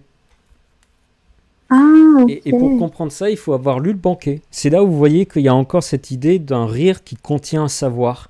Et quand j'interprète, je me dis, ah mais en fait, c'est l'alcool du banquet et l'amour, le sujet du banquet. Voilà. Ah, ok. Voilà. Bon, Et, ouais. mais il n'y a pas une histoire aussi avec les énumérations où il fait une critique des livres qui étaient commandés par des mécènes et tout ça. On peut pas mettre ça dans le savoir. Où ça? Quelle énumération? Enfin, enfin, dans tout le livre, il fait plein d'énumérations. Ah ouais, mais et du coup, tu dis c'est des listes de titres. Pas forcément de titres, c'est pour faire une critique de livres. Des Des, livres des que les livres mécènes y érudits commandaient. qui font des grosses énumérations d'éléments. Oui, c'était pour les glorifier, je crois. Enfin, ils commandaient des livres pour se glorifier eux-mêmes. Enfin, je sais pas si vous voyez ce que je veux Oui, dire. pour montrer qu'ils connaissent un tas de choses. Oui, c'est ça. C'est possible, c'est possible. Allô, allô? Ouais. Oui. Ah, j'ai bugué, j'ai pas entendu tout ce que vous avez dit. À J'ai partir bugué d'où? pendant 10 secondes là. Je sais plus.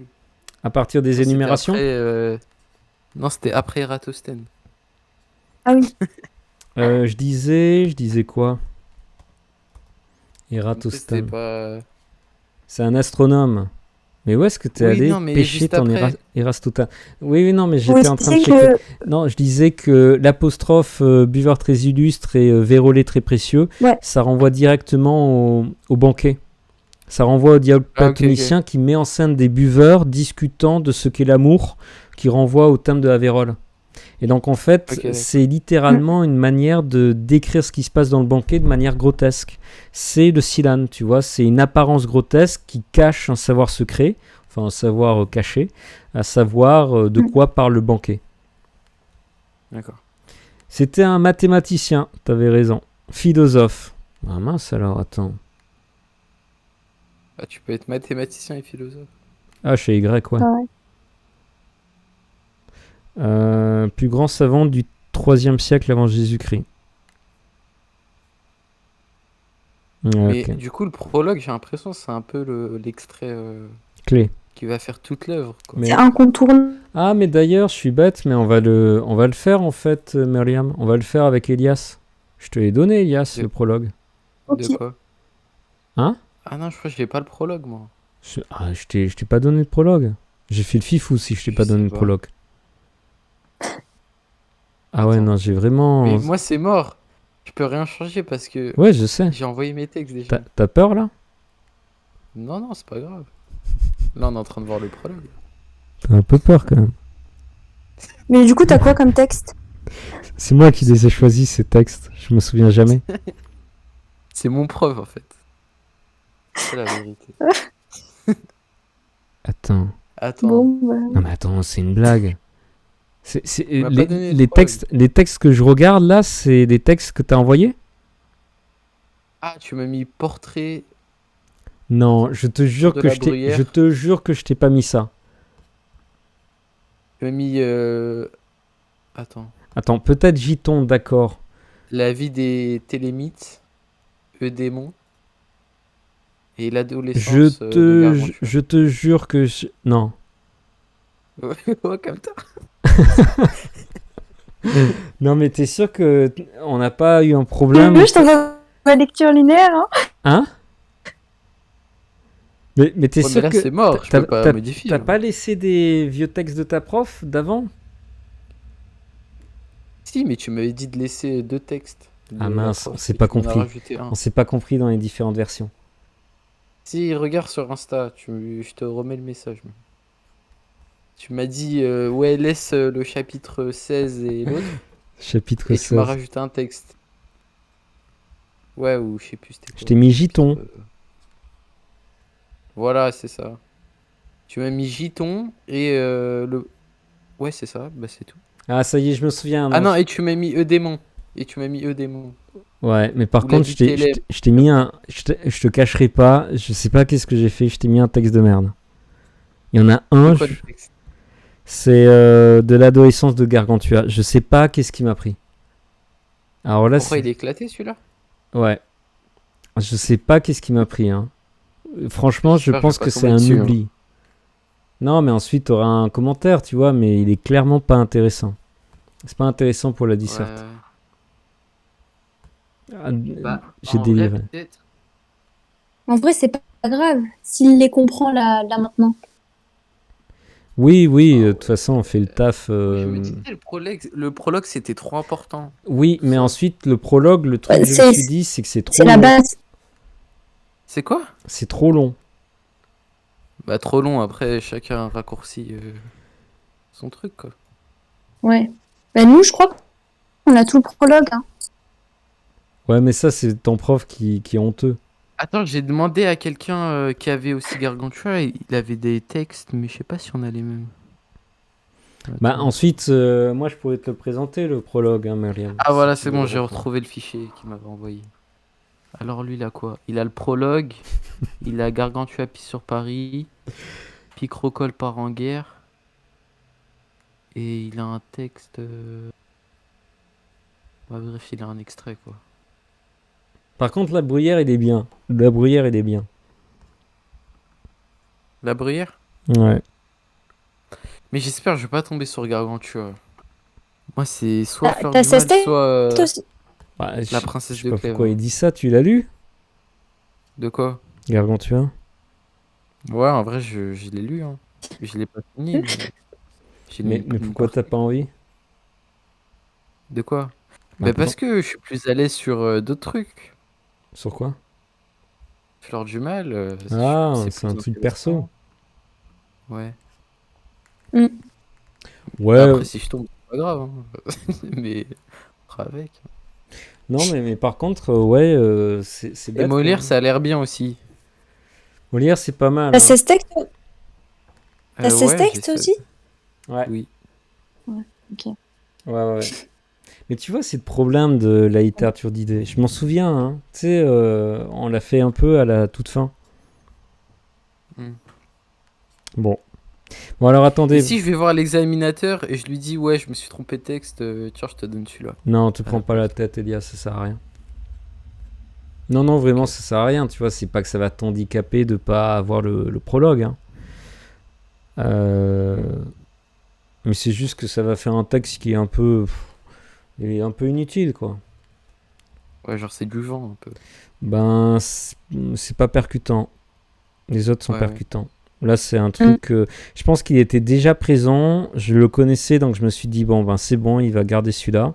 Mais c'était pas intelligent. C'est dans la précipitation que j'ai fait un choix stratégique qui était. C'était pour aller plus vite, quoi. Bon, une fois, hein, un Ouais. texte sur 16, ça va. Ouais, tranquille. Voilà. Moi, si c'est à cause de cette vieille prof là. Ben, tu sais pas où est-ce qu'elle est. S'il Mais faut, non, elle a je eu un sais grave même pas. problème. Non, je pense pas, hein. Bah pourquoi? Bah, je pense pas en vrai. Pourquoi? Bah pourquoi elle Bah, est partie? déjà, elle faisait sa pub parce qu'elle, elle a une chaîne YouTube. Non, c'est une blague. Je te jure, c'est vrai. C'est qui? Genre, tu vois, sans pronote. C'est genre, tu peux faire des sondages. Ouais. Et elle mettait genre sa chaîne YouTube, tout ça. Mais attends, mais c'est qui? C'est quoi son nom? Je sais plus c'est quoi, hein. Je t'enverrai, hein, mais. Ah, moi, je veux voir, hein. Elle a beaucoup d'abos? Non, même pas, je crois 200 à peine. C'est rien. Décidément, tout le monde est sur YouTube, en fait, hein. Mm. Bon. Alors, attendez, ouais, on va quand même aller voir le savoir, là. Le savoir, on a dit... On a dit Silan, d'accord, mais maintenant, moi, j'ai quoi comme savoir? Mais est-ce qu'on peut parler des critiques dans le savoir ou c'est déjà dans la Non, troisième partie? justement. Enfin, ça dépend. Si c'est de la critique en mode sans rigoler, ok. Ouais. Mais le rire satirique, c'est un rire qui fait réfléchir. Donc la satire, vous devez la garder pour la troisième partie. C'est du rire qui fait Ouais. savoir. Parce que je trouve que les guerres picrocolines, ça fait pas trop rire en soi. Tu veux dire de quel point de vue? Enfin, je trouve pas ça drôle. Et du coup, le fait qu'ils critiquent les guerres actuelles entre François Ier et Charles Quint, du coup, ça fait réfléchir. Ça, oui, mais il le fait avec le personnage de Picocroll. Ah ouais. Picocroll, voilà, il tu fait vois, une c'est parodie. Ouais, pas... Ouais, c'est de la parodie. Si ça te fait Mm. pas rire, c'est pas parce qu'il Bah. cherchait pas à faire rire, c'est parce que... C'est pas une question de faire rire, mais genre il s'énerve pour rien. Ouais, Facile de ouais. l'énerver, etc. Ouais, il est grotesque. Il est grotesque, donc je peux pas le mettre. Par contre, tu vois, on va aller checker vite fait des petits textes. Donc je vais encore aller triturer mon OBS. Je suis en train Et de pas un le truc qui verrouiller, mon voulait, OBS. Conquérir le monde alors qu'il est jamais sorti de son château. Ça, pareil, grotesque. Oui. Mais ouais, mais c'est totalement grotesque ce passage. Alors attendez, je vais vous En mettre fait- des... Ouais. C'est dur de trouver du savoir sans le rire derrière. Bah, il y a je des trouve. moments sérieux, hein. Il y a des moments sérieux. Donc regarde, je vais te le mettre. Tac, tac, tac. Où est-ce que c'est? Ulrich Gallet qui va aller parler à Picocroll avec sa hareng qui est totalement développée. Donc vous avez une longue explication avec des connecteurs logiques, avec une certaine éloquence. Où est la foi, où est la loi, où est la raison, où est l'humanité? Donc il convoque des valeurs cardinales, notamment l'humanité. Vous remarquez qu'il y a aussi la foi qui est devant, hein. Et donc là, on va retrouver où est la crainte de Dieu. Bon, on va retrouver, quoi qu'il en soit, un discours sérieux. Ce discours, il a quelle vocation? Il représente quoi, ce Gallet? Je suis au chapitre... C'est pas pour 31. faire la paix. C'est pour faire la paix. Ah, Et la paix, ça nous renvoie à quoi? C'est l'idéal de qui, la paix? Erasme. Oui, Non. d'Erasme et des humanistes. Pourquoi ils voulaient la paix? Parce que pour lui, une guerre, ça doit être que défensif. Ouais, voilà, c'est ça. Ça, oui, c'est effectivement le credo d'Erasme. Mais à la base, même, fondamentalement, Parce qu'est-ce que que- permet la paix? D'arrêter la violence. Et ça permet quoi? D'arrêter la violence. Ouais. Et c'est les valeurs humanistes aussi. Du coup, Mais c'est simplement en soi. Souvenez-vous par rapport à ce qui fait le cœur de la définition de l'humanisme. Pourquoi on ne peut pas faire la guerre et être humaniste? par rapport à la religion. Ouais, la religion. Tu veux dire que Dieu ne veut pas qu'on fasse la guerre? Non, être Ah un non, j'avoue, humain pour les meilleur, croisades. du coup. Ouais, donner le meilleur de soi-même. Oui. Parce que du côté de la guerre, en fait, je tombe dans quoi? Le péché. Le péché, le mal, il me faut autre chose. Souvenez-vous, on est dans l'humanisme. Vous opposez quoi à l'humanisme? On avait dit la violence, hein, sur la guerre. La violence, ça... Ouais, mais le C'est crime. humain. C'est humain. La violence? Hmm. Ouais. Mais c'est humain oui. au sens de la définition des humanistes. Non. C'est quoi la définition de l'homme par les humanistes? Grâce à l'éducation, on doit trouver un moyen pour faire la paix. Du coup, pas faire la guerre. Dépoussiérer Un truc les comme ça. savoirs. Ah non, mam, attendez. Grâce à l'éducation, elle sert à quoi chez les humanistes? À Bah, réfléchir à par être soi-même. instruit. Être instruit pour être instruit, parce que l'éducation, c'est l'instruction. Mais Oui, ça non, me permet d'être quoi? D'avoir un regard critique. Cultiver. Ah non. Moi, je veux un truc plus D'être érudit. fondamental. Non, je veux un truc plus fondamental. Tu vois, je veux pas être érudit pour être érudit, mais en fait, quand je deviens érudit, je peux D'être humain. Voilà, c'est ça, c'est être humain. Ah Alors que oui, c'est vrai. maintenant, si je m'éloigne de l'instruction, par exemple, en tombant dans la violence de la guerre, je deviens un quoi? On est un animal. La violence, c'est Ouais. animal. L'éducation, c'est Mm. humain. Donc vous voyez, hein, vous vous souvenez, en fait, on n'est pas des humains à la base, on devient humain. Comment je deviens humain? Par l'instruction. Et donc en fait, quand j'ai pas d'instruction parce que je suis en train de créer du chaos avec la guerre, je retombe dans l'animal. Je suis en train de m'éloigner de l'humanité. Donc il faut faire la paix parce que dans la paix, on va avoir un développement culturel puisque c'est dans la paix qu'on peut créer de la culture, écrire, partager des idées, avoir une circulation des idées, etc., etc. Voilà pourquoi l'humanisme foncièrement s'oppose à la guerre. Et Ok. juste, tu as parlé de Charles Quint. Charles Quint, c'est quoi? Il représente quoi aux yeux de Rabelais?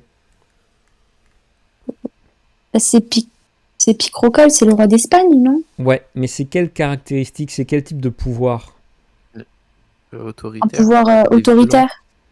Enfin, en gros, il critique le fait que Mhm. la colère d'un seul homme, elle puisse déclencher une guerre. Ouais, et cette volonté d'extension, d'expansion par la guerre, ça s'appelle comment? Euh, Quand on de se quoi- contente pas de ses frontières La et qu'on soif veut du les... pouvoir. Hein? La soif C'est du le pouvoir? Ouais, mais tu peux Ouais. préciser quand c'est fondé sur la conquête de territoire, ça a un petit nom. Ah. Vous voyez pas? Si, Conquistador. Ah, les conquistadors, c'est les conquérants espagnols. Ouais. Mais Ah, c'est juste cette idée de conquête, c'est des gens qui font des conquêtes. Mais non, ce dont on parle justement, ça va être constitutif de l'Empire espagnol, et c'est dérivé du terme empire. Cette politique des empires, cette politique qui vise à constituer un empire, c'est ce qu'on appelle l'un... hmm, Non, vous voyez pas? D'extension. non. Impérialisme. L'impérialisme. Ah oui. Ouais, c'est l'impérialisme. Ah, c'est ça? Oui. Oui, parce que souvenez-vous, Charles Quint, il avait l'empire chrétien d'Occident. Il était à la tête d'un empire chrétien. Donc en fait, il avait une politique impériale, c'est-à-dire qu'il fallait étendre l'empire, notamment avec les Turcs, etc. Et puis ensuite contre les Français. Parce que ce qui fait que Rabelais critique Charles Quint, c'est simplement que François Ier a été en guerre contre Charles Quint. Ouais. Ok, donc là, j'ai le discours de paix de Gallet. Si on va à la fin, on voit apparaître quoi? À la toute fin de l'œuvre. L'abbaye de Thélème. Ouais, l'abbaye de Thélème, est-ce que c'est comique cette histoire? Non. Ah ouais, j'avoue. Pardon? Mais non, c'est pas comique. C'est un endroit utopique et C'est une utopie, mais elle est comique. On rigole quand on voit la description de l'abbaye. Non. Non, tu vois, il y a plein de trucs qui sont très sérieux. On nous décrit les robes, on nous décrit l'organisation spatiale du lieu, etc. On est dans une description sérieuse. On est vraiment dans le modèle d'utopie. Et c'est un genre qui n'appartient pas du tout à un genre comique. Donc là, on quitte un petit peu le comique et on nous montre ce qu'il y a à l'intérieur de ce récit, à savoir un idéal incarné, transcrit dans cette abbaye. L'abbaye de Thélème. Donc ça... Hein? Ce serait de la fantaisie. C'est de la fantaisie, mais c'est pas une fantaisie comique. Mais effectivement, c'est irréel. Hein. Je vous donne un autre moment où on fait valoir des valeurs sans forcément les présenter de manière comique. C'est le programme de travail de Gargantua. Alors, où est-ce Oui, ça. Ouais. Parce qu'en fait, d'abord, on va se moquer de l'éducation scolastique à l'ancienne, et puis ensuite, il y a Ponocrates là qui nous dit non, il faut pas faire comme ça, et on va avoir un programme de travail qui, pour le coup, est très sérieux. Et on voit les distinctions avec il faut apprendre. Pourquoi je suis en vieux français, moi? Déjà, son hygiène de vie, il n'utilisait pas les toilettes. Ouais. Il n'utilisait pas les toilettes? Ouais. Donc il a une hygiène de vie rigoureuse. Qu'il n'avait pas avant. Oui.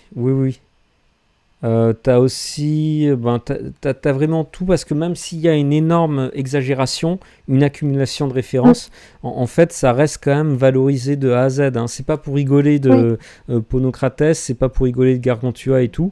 C'est simplement que c'est un programme de travail de valeur, c'est le programme humaniste d'éducation. Ok? Il y a aussi le fait que cette éducation, elle englobe un peu tous les domaines. Oui. Oui, ensuite, il faudrait spécifier, hein, c'est-à-dire que déjà, il y a le soin du corps, donc vous me parliez de toilette. Voyons voir. Il y a un moment où il précise, hein, c'est que contrairement... Ah non, c'est plus haut, pardon. Il y a un moment où il nous fait comprendre que les anciens éducateurs, les scolastiques, interdisaient ce soin du corps sous prétexte qu'on n'a pas à se préoccuper de ces choses-là qui sont trop terrestres Ouais. par opposition à l'âme céleste, à l'âme qui a vocation à se hisser jusqu'à Dieu. Mais du coup, chez les humanistes, non, on rétablit le soin du corps avec la toilette le matin et puis plus encore avec le sport. Parce que si vous regardez, à la fin de la journée, c'est que du sport. La chasse, etc. Bon. Et il y a aussi le goût de la connaissance pratique. Regardez, c'est quand il pleut, qu'est-ce qu'il va faire Gargantua? Il va s'intéresser à l'artisanat. On a... Est-ce que je le montre là dans le live? Je ne sais même pas qu'est-ce que je montre en fait. Oui, Ah oui. non, c'est bon. Si. On va Je suis sur le avoir... live. ouais. On va avoir l'orfèvrerie. J'arrive pas à parler. Je suis mort. On va avoir les pierres précieuses, l'imprimerie, les fabricants d'orgues. Il est vraiment curieux du savoir technique. Ça, pour le coup, c'est un truc qu'on voit dans les Lumières. Qu'est-ce qui, dans les Lumières, montre cette curiosité, cette appétence pour les savoirs techniques? Quelle est l'entreprise, la démarche qui montrait ça dans les Lumières? L'encyclopédie. Ouais, très bien. Voilà. Donc là, vous voyez deux mouvements culturels qui s'intéressent à toutes les formes de savoir, y compris des savoirs techniques qui ne sont pas des savoirs spirituels ou des savoirs manuels, par opposition aux savoirs spirituels. Donc on va avoir ça.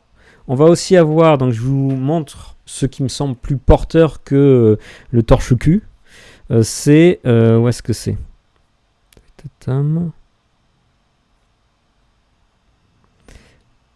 C'est le moment où il commence à manger.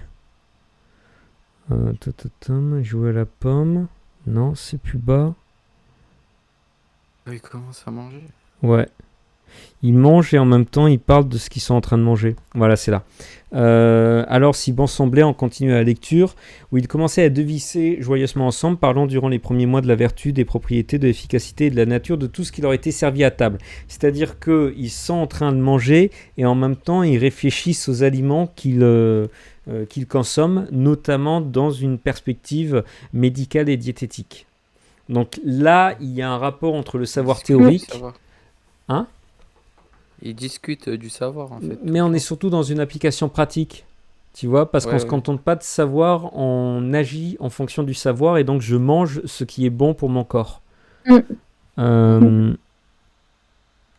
Monsieur, c'est comique. C'est comique quand il critique les moines ou pas? À quel moment?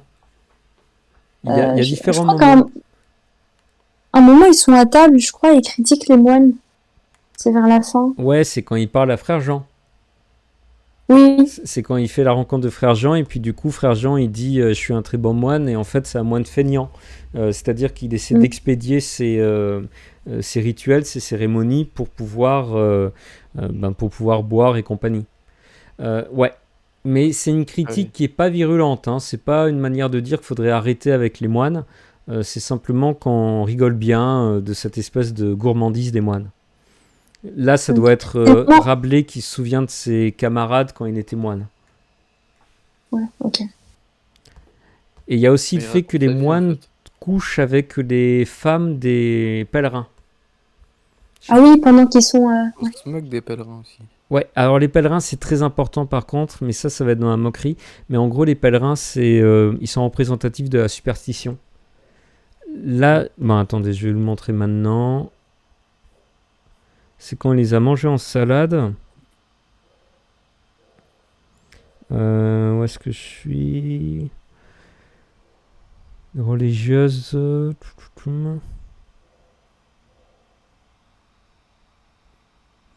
Comment le moine fit dormir Gargantua? Comment les moines sont reclus du monde? Voilà, je vais commencer au dîner. Je sais plus exactement où est-ce que c'est. C'est le moment où les pèlerins les rejoignent, mais je suis pas sûr de quand est-ce que ça a lieu. Je crois que ça doit être... C'est vers la fin à peu près. Mais... Ouais, je pense. Non, là, le moment du moine, c'est après. Je vais un peu remonter. Je vais remonter directement au moment de la salade. Ah, c'est le chapitre 38 pour les salades. Mais tu vois, c'est le moment où il parle avec les moines. Et les moines disent nous, on a été en pèlerinage pour demander la fin de la peste. Et t'as Gargantua qui répond c'est absurde parce que c'est pas Dieu qui est cause de la peste. Est-ce que vous voyez de quel passage je parle? Pas du tout. Attendez, parce qu'en fait, je dois avoir la Quand référence. il dit leur voyage est inutile, je sais pas quoi à peu près là. Quand il dit quoi? Genre il se moque du voyage, du pèlerinage qu'ils sont en train Ouais, d'effectuer. ouais, c'est aussi dans c'est ce passage-là où il dit il y a des moines qui doivent être en train de coucher avec vos femmes. Et ils comprennent pas, je crois, les pèlerins. Je crois que j'ai raté cet épisode. Attends, je vais te le dire. C'est Attends, le je pense 45, que c'est c'est ça. 45. Chapitre 45. Ouais. 45, il est où? Il est là. Ah ben voilà comment le moine amena oui. les pèlerins et les bonnes paroles que leur dit Grand Gousier. Bon, c'est peut-être Grand Gousier qui leur parle d'ailleurs. Alors, ok, ils sont de Saint-Genon.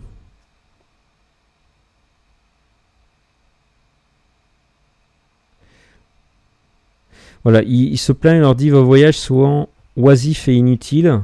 Occupez-vous de vos familles, travaillez chacun selon votre vocation, instruisez vos enfants et vivez comme vous l'enseigne le bon apôtre Saint Paul. Ok. En fait, c'est avant. Voilà, regarde. Pauvres gens, estimez-vous que la peste vienne de Saint Sébastien? Oui, vraiment, répondit l'Asdalé. Nos prêcheurs nous l'affirment. Vraiment, dit Grand Goussier, des faux prophètes vous annoncent-ils de tels abus? Alors là, c'est très important. Hein. Regardez, il dit blasphème-t-il de cette façon contre les justes et saints de Dieu qui les croient semblables au diable, qui ne font que du mal aux humains? Comme Homère écrit que la peste fut envoyée à l'armée des Grecs par Apollon, et comme les poètes font croire à un grand tas d'antidieux et de dieux malfaisants. Donc là, en gros, je peux surligner. Là, en gros, vous avez Grand Gousier qui va tenir un propos de critique contre les gens qui envoient des personnes en pèlerinage et contre les gens qui manipulent la culture des saints et qui vont dire qu'il y a des saints responsables de la peste. Et ça, en fait, c'est très important. Pourquoi? Parce que ça ressemble à un propos de réformiste. Est-ce que vous voyez de quoi je parle? Oui. Oh. Il Bah, essaie de changer les choses en disant ça, faut prendre conscience. En fait, il dit qu'il y a des hommes de religion parce que là, l'Asdalé, il dit il y a des prêcheurs, hein, c'est-à-dire des prêtres. Il y a des prêtres qui nous ont dit que Saint Sébastien était responsable de la peste. Et il y a le roi Grand Gousier qui répond ce sont de faux prophètes. C'est-à-dire ce sont des faux hommes de religion. Donc en gros, ça veut dire qu'au sein de l'Église, il y a des gens qui prêchent une mauvaise religion, qui prêchent une religion païenne. Et ça, en fait, c'est exactement la critique des réformistes vis-à-vis des autorités papales. Pour les réformistes, le pape, c'était en quelque sorte une sorte de faux prophète. Ok. Ouais. Donc là, vous avez un truc qui est limite, qui est vraiment borderline, où sous prétexte de religion, Rabelais va critiquer des écarts religieux et ça ressemble, ça fait écho à des positions de réformistes. Mais attention, Rabelais n'a jamais été protestant. Hein. Rabelais a toujours été fidèle au roi, le roi se disant catholique et donc papiste, favorable au pape. Rabelais n'a jamais critiqué le pape. Et ensuite, il va toujours retenir ce genre de d'énoncé. Mais à mon avis, il avait peur du roi, comme tu l'as dit. Oui, oui, il était... Au fond, il était protestant. D'ailleurs, il y a son imprimeur qui s'appelait Robert d'Étienne. Robert d'Étienne y avait republié Gargantua en laissant la mention des scolastiques et de la faculté de la Sorbonne. Quand Rabelais l'a découvert, il s'est plaint, il a rompu son amitié avec ce Robert d'Étienne. Et ce même Robert d'Étienne a été finalement brûlé suite à une décision de la faculté de la Sorbonne. Parce que c'était une tête brûlée en fait. Ils n'ont pas attaqué Rabelais? Non, parce que c'était pour d'autres choses. Hein. C'était pour toutes les publications de Robert d'Étienne.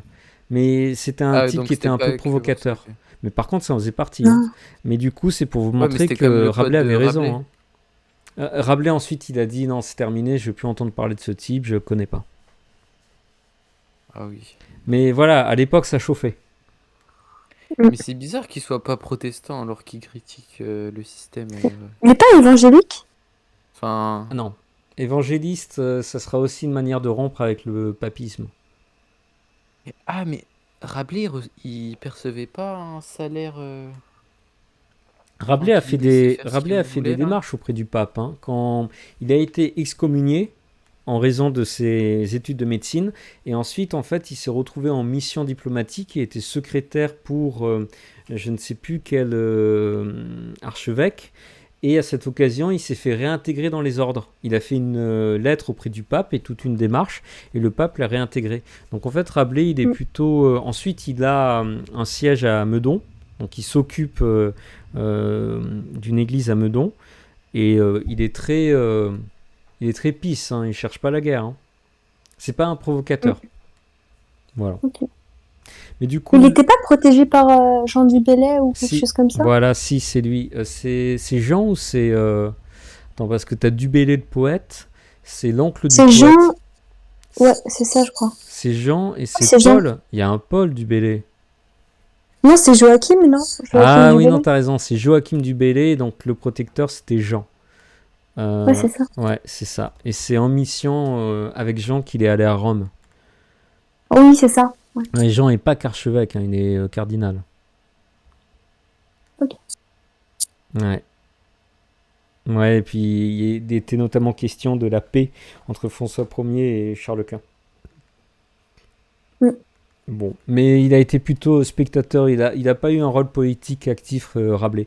Visiblement, c'était pas un homme d'intrigue, ça devait être un rigolo et un homme de cour assez marrant, mais bon, Et Rabelais? ouais. Bon, du coup, En souvenez... fait, il était. C'était un peu un sous-fifre du roi, en fait. Sous-fifre, tu sais, à Un su- l'époque, c'est tout le Un monde était sujet du sous-fifre. roi, Ouais, mais tout le monde l'était à comme la l'époque. princesse de Clèves. Euh, c'est normal, ça. C'est normal. Tu vois, parce Ouais. qu'avoir un esprit d'indépendance vis-à-vis du roi, c'est difficile. Mais il y avait d'autres auteurs à l'époque, ils étaient En rébellion contre le roi. Ouais. C'est chaud, hein? Tu penses à qui?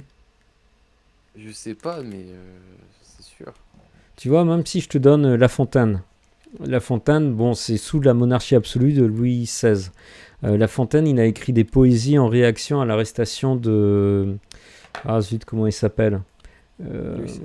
Pardon? Louis XVI. J'ai dit Louis XVI? Je voulais dire Louis XIV, Oui. pardon. Ah. L'arrestation de... Ah mince, c'était le grand intendant de France, c'est l'équivalent du ministre des Finances. Et c'est un homme qui prenait trop d'importance dans le royaume. C'était l'une des plus grandes fortunes du royaume. Ah zut, il a été retenu en prison pendant 10 ans, il est mort en prison. Et c'était vraiment une arrestation arbitraire. C'était simplement le roi qui voulait affirmer son autorité, donc il a pris l'homme le plus puissant après lui et il l'a mis en prison pour que tout le monde comprenne que ça servait à rien d'essayer de rivaliser. Mais comme ça, genre, gratuit. Un coup de ensuite, tête. ensuite, tu sais, quand t'es grand intendant, tu voles, hein, tu voles dans les caisses, hein. Donc c'était très facile de te coincer, hein. Zut, et du coup, je suis désolé, hein, j'ai pas la mémoire des noms, surtout quand je suis fatigué. Louis XIV. Et du coup, donc, La Fontaine, il écrit des petits poèmes pour dire c'est quand même un peu scandaleux. Et au bout du bout, il a 10 ans de traversée du désert où plus personne ne le reconnaît, plus personne ne le salue. Et donc, il écrit les Fables de La Fontaine, que vous connaissez tous. Le premier livre étant dédié au dauphin. Le dauphin, c'est-à-dire le fils de Louis XIV. C'est une manière de lui dire excusez-moi, mon bon roi, j'ai compris la leçon et maintenant je vous suis soumis. Donc, tu vois, à l'époque, tu t'opposes pas au roi ou si tu le fais, ben, tu reviens sur ta décision très vite. En fait, c'est ambigu de fou. Parce que, genre, faut critiquer, mais pas trop, quoi. Ouais. Faut savoir faire, quoi. Oui, parce qu'en plus, le pire, c'est que dans les Fables de La Fontaine, on comprend qu'il critique encore l'absolutisme, avec la figure du lion, etc. Mais voilà, maintenant, c'est des histoires d'animaux. Mais du coup, c'est pas La Fontaine qui a écrit le premier livre des fables? Si. Si. Pourquoi? Qu'est-ce que j'ai dit? Et vous avez dit qu'il avait, enfin, c'était le gars qui est parti. Non, non, non, non. En fait, il écrit des poèmes sur. J'ai trouvé le nom, Fouquet. Fouquet, de surintendant Fouquet. Il écrit des poèmes sur Fouquet. euh, et Fouquet est en prison, donc il n'écrit pas Fouquet. Fouquet, il disparaît. Je ne sais pas combien de temps il tient en prison, mais bon, c'est assez lamentable. Et ensuite, donc, La Fontaine se retrouve disgracié pendant 10 ans à peu près, et il va finir par publier des fables, mais c'est lui qui les a écrites pendant les 10 années. Et il les publie en faisant montre de sa soumission au roi, avec la dédicace au dauphin. Il va dire que Ah, c'est ok. pour l'éducation des grands du royaume, ces fables. Ok. Bon, tout ça pour Par vous contre, dire... Hein? Rabelais, il critiquait la censure parce que je crois qu'il n'y avait pas un truc avec un livre plein d'insectes. Il faisait Ah oui, au début. la censure. Ah, le livre qui a été dévoré par les insectes? Ouais, c'était la censure, ça. Oui. Attends, c'est dans quel chapitre, ça? Je sais plus, mais... C'est dans le 2 ou 3 de Vous êtes mémoire. sûr? C'est pas dans l'enfance de... C'est pas quand il fait des blagues? Non, c'est le truc, le poème incomplet, c'est le chapitre 2. Ah, attends, ouais, ok. Attends. J'y suis là. Les fanfreluches, les rats et les blattes, ou pour ne pas mentir d'autres bêtes malignes, avaient brouté le début, le reste je l'ai ajouté ci-dessous en révérence à l'Antiquité. Ouais, c'était ça. Ouais, donc en fait ça c'est des doubles sens dans tous les sens. Je me souviens même plus de quoi il parle là-dedans.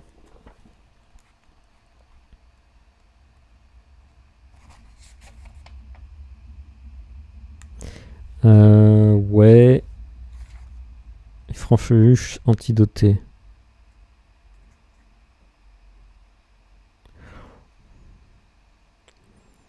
Voyons voir. C'est des allusions politiques à l'époque. Mais en fait, tu peux pas trancher. Ça, pour moi, c'est typiquement le modèle du rire qui fait réfléchir. Puisque ce sont des énigmes, donc on va se poser la question, on va chercher à interpréter. Mais au final, on n'aura jamais la réponse définitive. Ouais. Ouais, d'ailleurs, c'est bien simple. Le commentateur là, de l'édition GF, il a totalement renoncé. Il explique que c'est trop compliqué de rentrer dans les détails des références. C'est pareil sur l'énigme en prophétie, hein, le chapitre ultime, le 58. L'énigme en prophétie, c'est pareil, on n'a jamais la réponse claire de ce dont il s'agit. Il y a des notes ici en fait.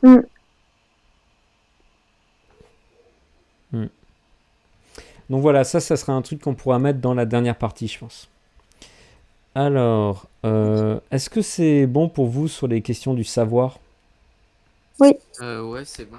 Donc en gros, vous voyez, il faut que je retire ça sur OBS. Oh, il faut que j'arrive à faire mes raccourcis là, ça me gave. Hop, voilà. Ok, donc en gros, vous partez sur les valeurs humanistes. Ça va être ça, vos principaux éléments de savoir, puisque c'est des moments en fait où Rabelais redevient sérieux parce que quand même il veut valoriser ces éléments-là, puisque c'est des valeurs humanistes par excellence. Et bien sûr, vous n'oubliez pas le Silane, avec cette opposition de l'intérieur-extérieur à ce stade, et ensuite on pourra le reprendre pour dire mais le Silane, c'est pas que l'opposition de l'intérieur et extérieur, c'est aussi cette science de l'ironie, cette science de la moquerie intelligente qui fait réfléchir avec la figure de Socrate. Donc on a eu le Silane, on va parler de Socrate. D'accord ?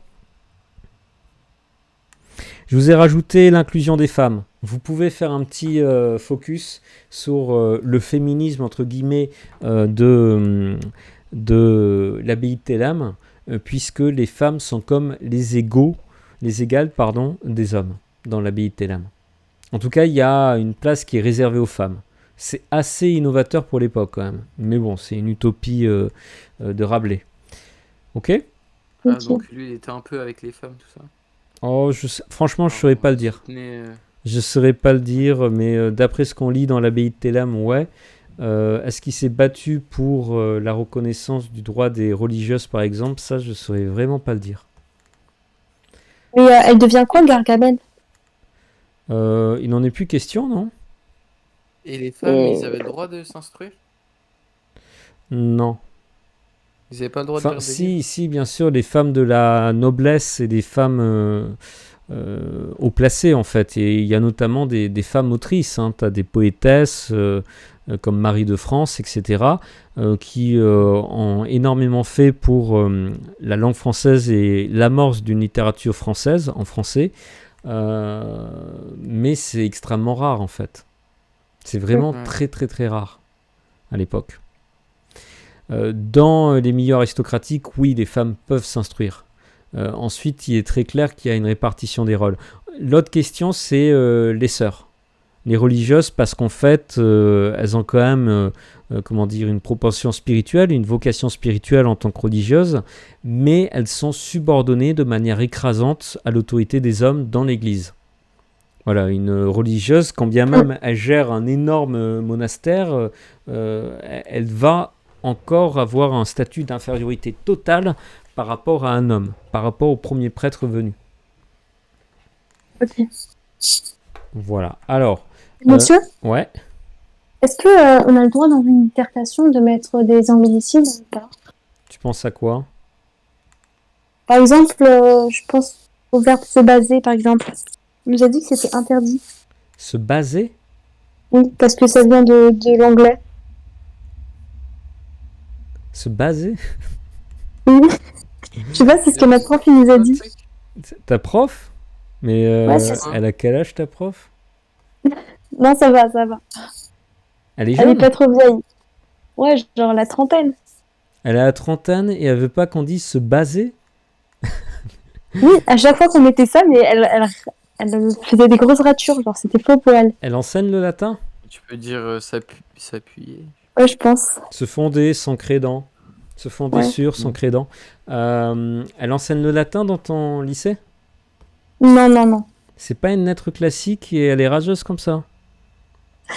Franchement, Bah. je comprends pas. Non, se baser, c'est rentrer dans la Monsieur, vous langue. faites latin? Ouais, moi j'ai fait bah, je te l'ai dit, j'ai fait le concours en lettres classiques, j'ai fait latin et grec. Et du coup, vous savez parler latin? Tu parles pas latin, tu le lis quoi. Oui, mais vous comprenez, quoi. Ah ouais, ouais.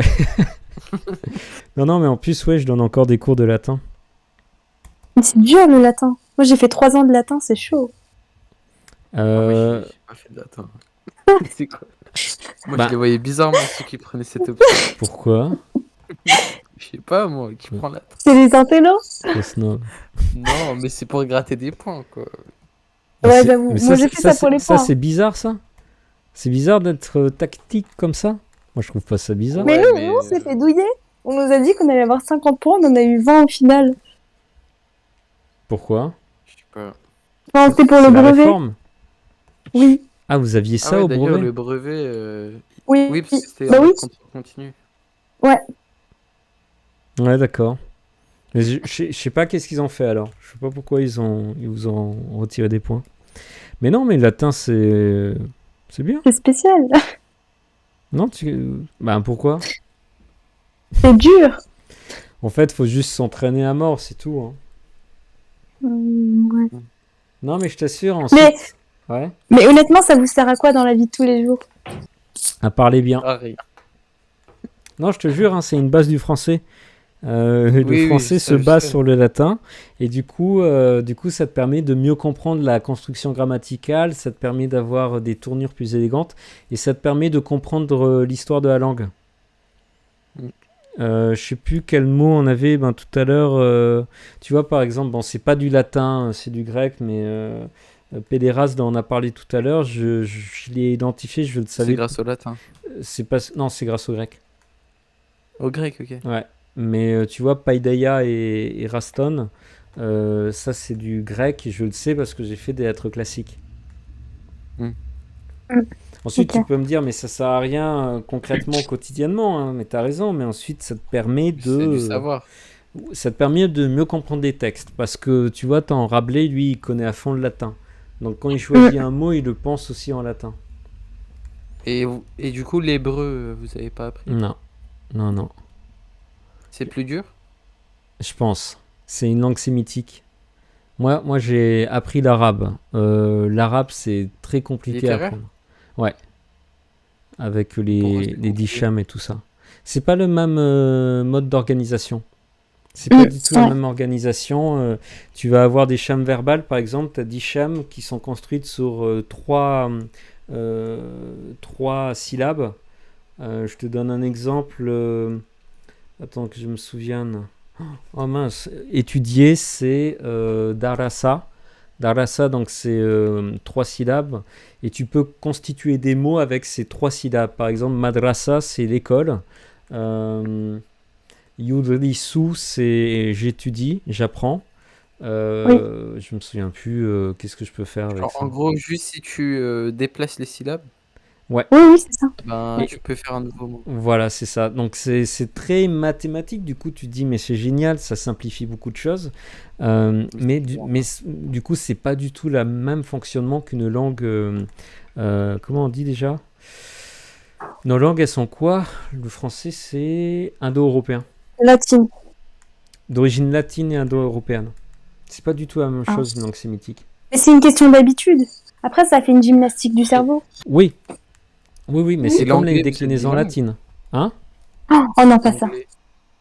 L'anglais, c'est un mélange de saxon, de germain et de latin. Et espagnol, c'est pareil, c'est comme le français. Espagnol, je pense qu'il y a beaucoup moins de saxon et de germain. Euh, mais espagnol, c'est beaucoup de latin, hein. C'est énormément de latin. Il doit y avoir un peu de grec aussi. Et puis en plus, côté anglais, il y a beaucoup de français. Parce qu'en fait, la cour anglaise parlait français typiquement à l'époque de Rabelais. Ah ouais? Ouais. Genre couramment. Ouais. Le français, ça a été une langue internationale pendant très longtemps, hein. Ah bon? C'est Ah quoi oui, la oui, le langue dernier la traité précise? international diplomatique, c'était le traité de Versailles qui était écrit en français. Mais à la base, la langue de la diplomatie, en Europe et du coup dans le monde entier, c'était le français. Et Ouais, le code l'aristocratie scolaire aujourd'hui, on anglaise aurait parlait dit c'est- français. Tu vois, il valait mieux Ah, vraiment? parler français que parler anglais, par exemple, au 18e. Ouais, bah la tendance, elle s'est retournée maintenant, c'est que Ah ouais, les mais c'est Anglais. la révolution industrielle et la colonisation. Et vous parlez anglais, vous? Of course. Pourquoi tu... Non, moi je suis international, hein. Yeah, yeah. Indeed. Non, mais je parle très mal anglais, j'ai un affreux accent. Mais j'en joue, hein, parce que j'ai été étudié à l'étranger et tout. Et j'ai remarqué, en fait, les Anglais, ils kiffent l'accent français. Mais vraiment, hein, ils adorent Ah, aux ça, ils États-Unis? trouvent ça délicieux, ils trouvent ça mignon et tout. Du coup, tu grossis ton accent à mort, tu fais bien tes R et tout, ils adorent. Bien français l'accent. Ah ouais. Mais sinon, c'est quoi la langue la plus précise? La Mhm. plus précise de quel point de vue? Chacune a sa Bah, précision. non, que- mais exprimer quelque chose, mais vraiment Ah précis. oui, je vois. Ouais, Genre la langue où il y a le plus de mots. mais Ouais. ça dépend de ton domaine, tu vois. La langue où il y a plus de mots, je sais pas si c'est une question de quantité de lexique, hein, mais si par exemple, tu vois, le chinois apparemment arrive à déceler des nuances très fines en termes de temporalité, en termes de temps et en termes d'évolution. Alors Mm. que les langues occidentales, visiblement, sont beaucoup plus centrées sur l'idée de identité fixe. Le chinois permet de comprendre l'évolution des choses, le devenir temporel des choses. Ça dépend vraiment de la culture. Si tu apprends le grec antique, tu comprends des choses très fines sur la question de l'être et de l'étang. Enfin bon, ça c'est des notions de philo. Même si je te prends l'anglais qu'on parle quotidiennement, international, c'est un anglais très pauvre, parce qu'en fait c'est un anglais Oui, c'est vrai. basique. Mais si tu prends l'anglais des Anglais, l'anglais britannique, Oui, en fait c'est il est riche. bourré de nuances extrêmement subtiles. Et je pense que tu peux pas faire plus courtois que l'anglais britannique. En fait, c'est comme le français, mais genre du Québec, quoi. C'est Ah c'est oui, pauvre. ah, Et en fait, les Américains, c'est des Québécois aussi, le français du par rapport Québec, aux tu dis Anglais. qu'il est pauvre? Bah oui, parce qu'ils parlent comme des Américains. Je sais très pas. typé. Ah, Non, mais ils ont gardé un français d'époque. Les, Les les, Britanniques, c'est pareil. Ils ont un anglais super précis, comme les Français. Et les Américains, ça, je suis pas bien sûr pour les Québécois, parce que les Québécois ont le culte de la langue française. Si tu regardes tout ce qui est publié au jour d'aujourd'hui en termes de recherche grammaticale, en grammaire française, hein, c'est les Québécois qui Ouais. dominent. Parce que je sais pas Ah ouais? pourquoi, mais ouais, c'est Ouais. des fanatiques de la langue. Et typiquement, un Québécois, il te dirait que se baser, c'est un néologisme anglais. C'est vraiment ah des gens qui ouais. cherchent la pureté de la langue, et quand tu entends leur vocabulaire et leur manière de parler, en fait, ça ressemble au français classique. D'avant, quoi. Ouais, ils ont gardé Mm. certaines tournures classiques qu'on a perdues en France. Mhm. Si tu prends l'allemand, l'allemand c'est la langue de la philosophie depuis le 19e. Il a une finesse qui est due à des arrangements syntaxiques, parce qu'en allemand, tu peux construire des mots avec des blocs de mots. Donc, il te permet Mm. d'avoir des nuances et tout ça. Mais donc, dire qu'il y a une langue qui serait la plus précise, franchement, tout dépend de ton expertise. Tu veux de la science, tu veux de la philo, tu veux de la Ah, sagesse. pour la philo, le français, du coup. Non, non. Ah ouais? Ah ouais, il y a des nuances beaucoup plus subtiles en allemand. Ouais. Hmm. Il y a des choses qui sont très difficiles à transcrire en français. Mais sinon, typiquement, le grec, ça reste la langue philosophique par essence, hein. Et quand un français réfléchit à des concepts, il est obligé de retourner à l'étymologie grecque. Hmm. Parce que c'est l'origine de notre pensée occidentale. Donc dès que tu penses en occidental, en fait, il vaut mieux que tu ailles voir du côté des Grecs. Comment ils ont dit les choses et du coup comment ils les pensaient de manière originaire. Voilà. C'était très intéressant. Ouais, on est en train de dévier, hein. Bon alors attendez, Bon, c'est pour la culture. oui, toujours dans la réflexion rabelaisienne, oui. Euh, Oui. alors attendez, je vous donne juste, parce que je veux quand même qu'on aille triturer des sujets, hein, et des vrais sujets. Ouais, on va en Ah oui, on n'a triturer pas un. fait de sujet en vrai. Ouais, non, il faut qu'on en triture un. Alors regardez, je vous donne les rires comme condition du savoir. Euh, le refus du sérieux comme manifestation de sagesse, ça c'est justement le prologue. Le rire est le propre de l'homme. Le rire me définit en Mm. tant qu'être humain. Le rire me permet de produire un savoir sur l'homme, sur mon humanité. Attendez ça. Ça, c'est pour la troisième partie. Ouais, Ok. ouais. Et du coup, il y a cette idée de toujours être en mouvement, de toujours ne pas considérer le savoir comme quelque chose de donné, mais toujours être dans le questionnement, et un questionnement qui s'amorce au travers du rire. Voilà. Mm. Bon, j'ai cette petite citation qui est aussi du prologue. C'est Rabelais qui dit « Moi, je suis en train de vous dicter des choses, donc j'ai écrit des choses avec mon Gargantua. Je n'y pensais pas plus que vous qui, par hasard, étiez peut-être comme moi en train de boire. » Et ça, c'est une manière de dire « J'étais pas sérieux. J'étais pas sérieux et c'est ça, justement, qui m'a un peu permis de prendre la distance et donc d'être dans une réinvention ludique, rigolote et tout ça. Et c'est ça qui vous permet de amorcer ce processus de réflexion. Sachez rire pour apprendre à savoir. La dénonciation du despotisme, le despotisme, vous l'avez avec Pico-Kroll, c'est dans le processus de décision. On comprend que c'est un tyran, voilà, puisqu'il prend sa décision tout seul. Et vous avez aussi l'impérialisme, notamment avec le chapitre 33. Chapitre 33, c'est le moment où il dit on va commencer à envahir l'Espagne, et ensuite il va jusqu'aux confins de la Russie, etc. Il commence à délirer. Ça, c'est la folie impérialiste, qui était notamment une attaque vis-à-vis de Charles Quint, bien sûr, le grand ennemi de François Ier et du royaume de France. Les moines, ouais. Juste, ça veut dire quoi, onomastique? L'onomastique, c'est la science des noms, c'est-à-dire qu'on peut décomposer le nom pour comprendre qu'est-ce que ça veut dire. Et donc, Pico-Kroll, c'est la bile amère. Et la bile, ça s'écrit comme ça. C'est un document d'élève, excusez-moi. Je l'ai piqué à un élève. J'espère qu'il ne regarde pas le live. Mais c'est du bon travail. C'est du bon travail. La bile amère. Ouais.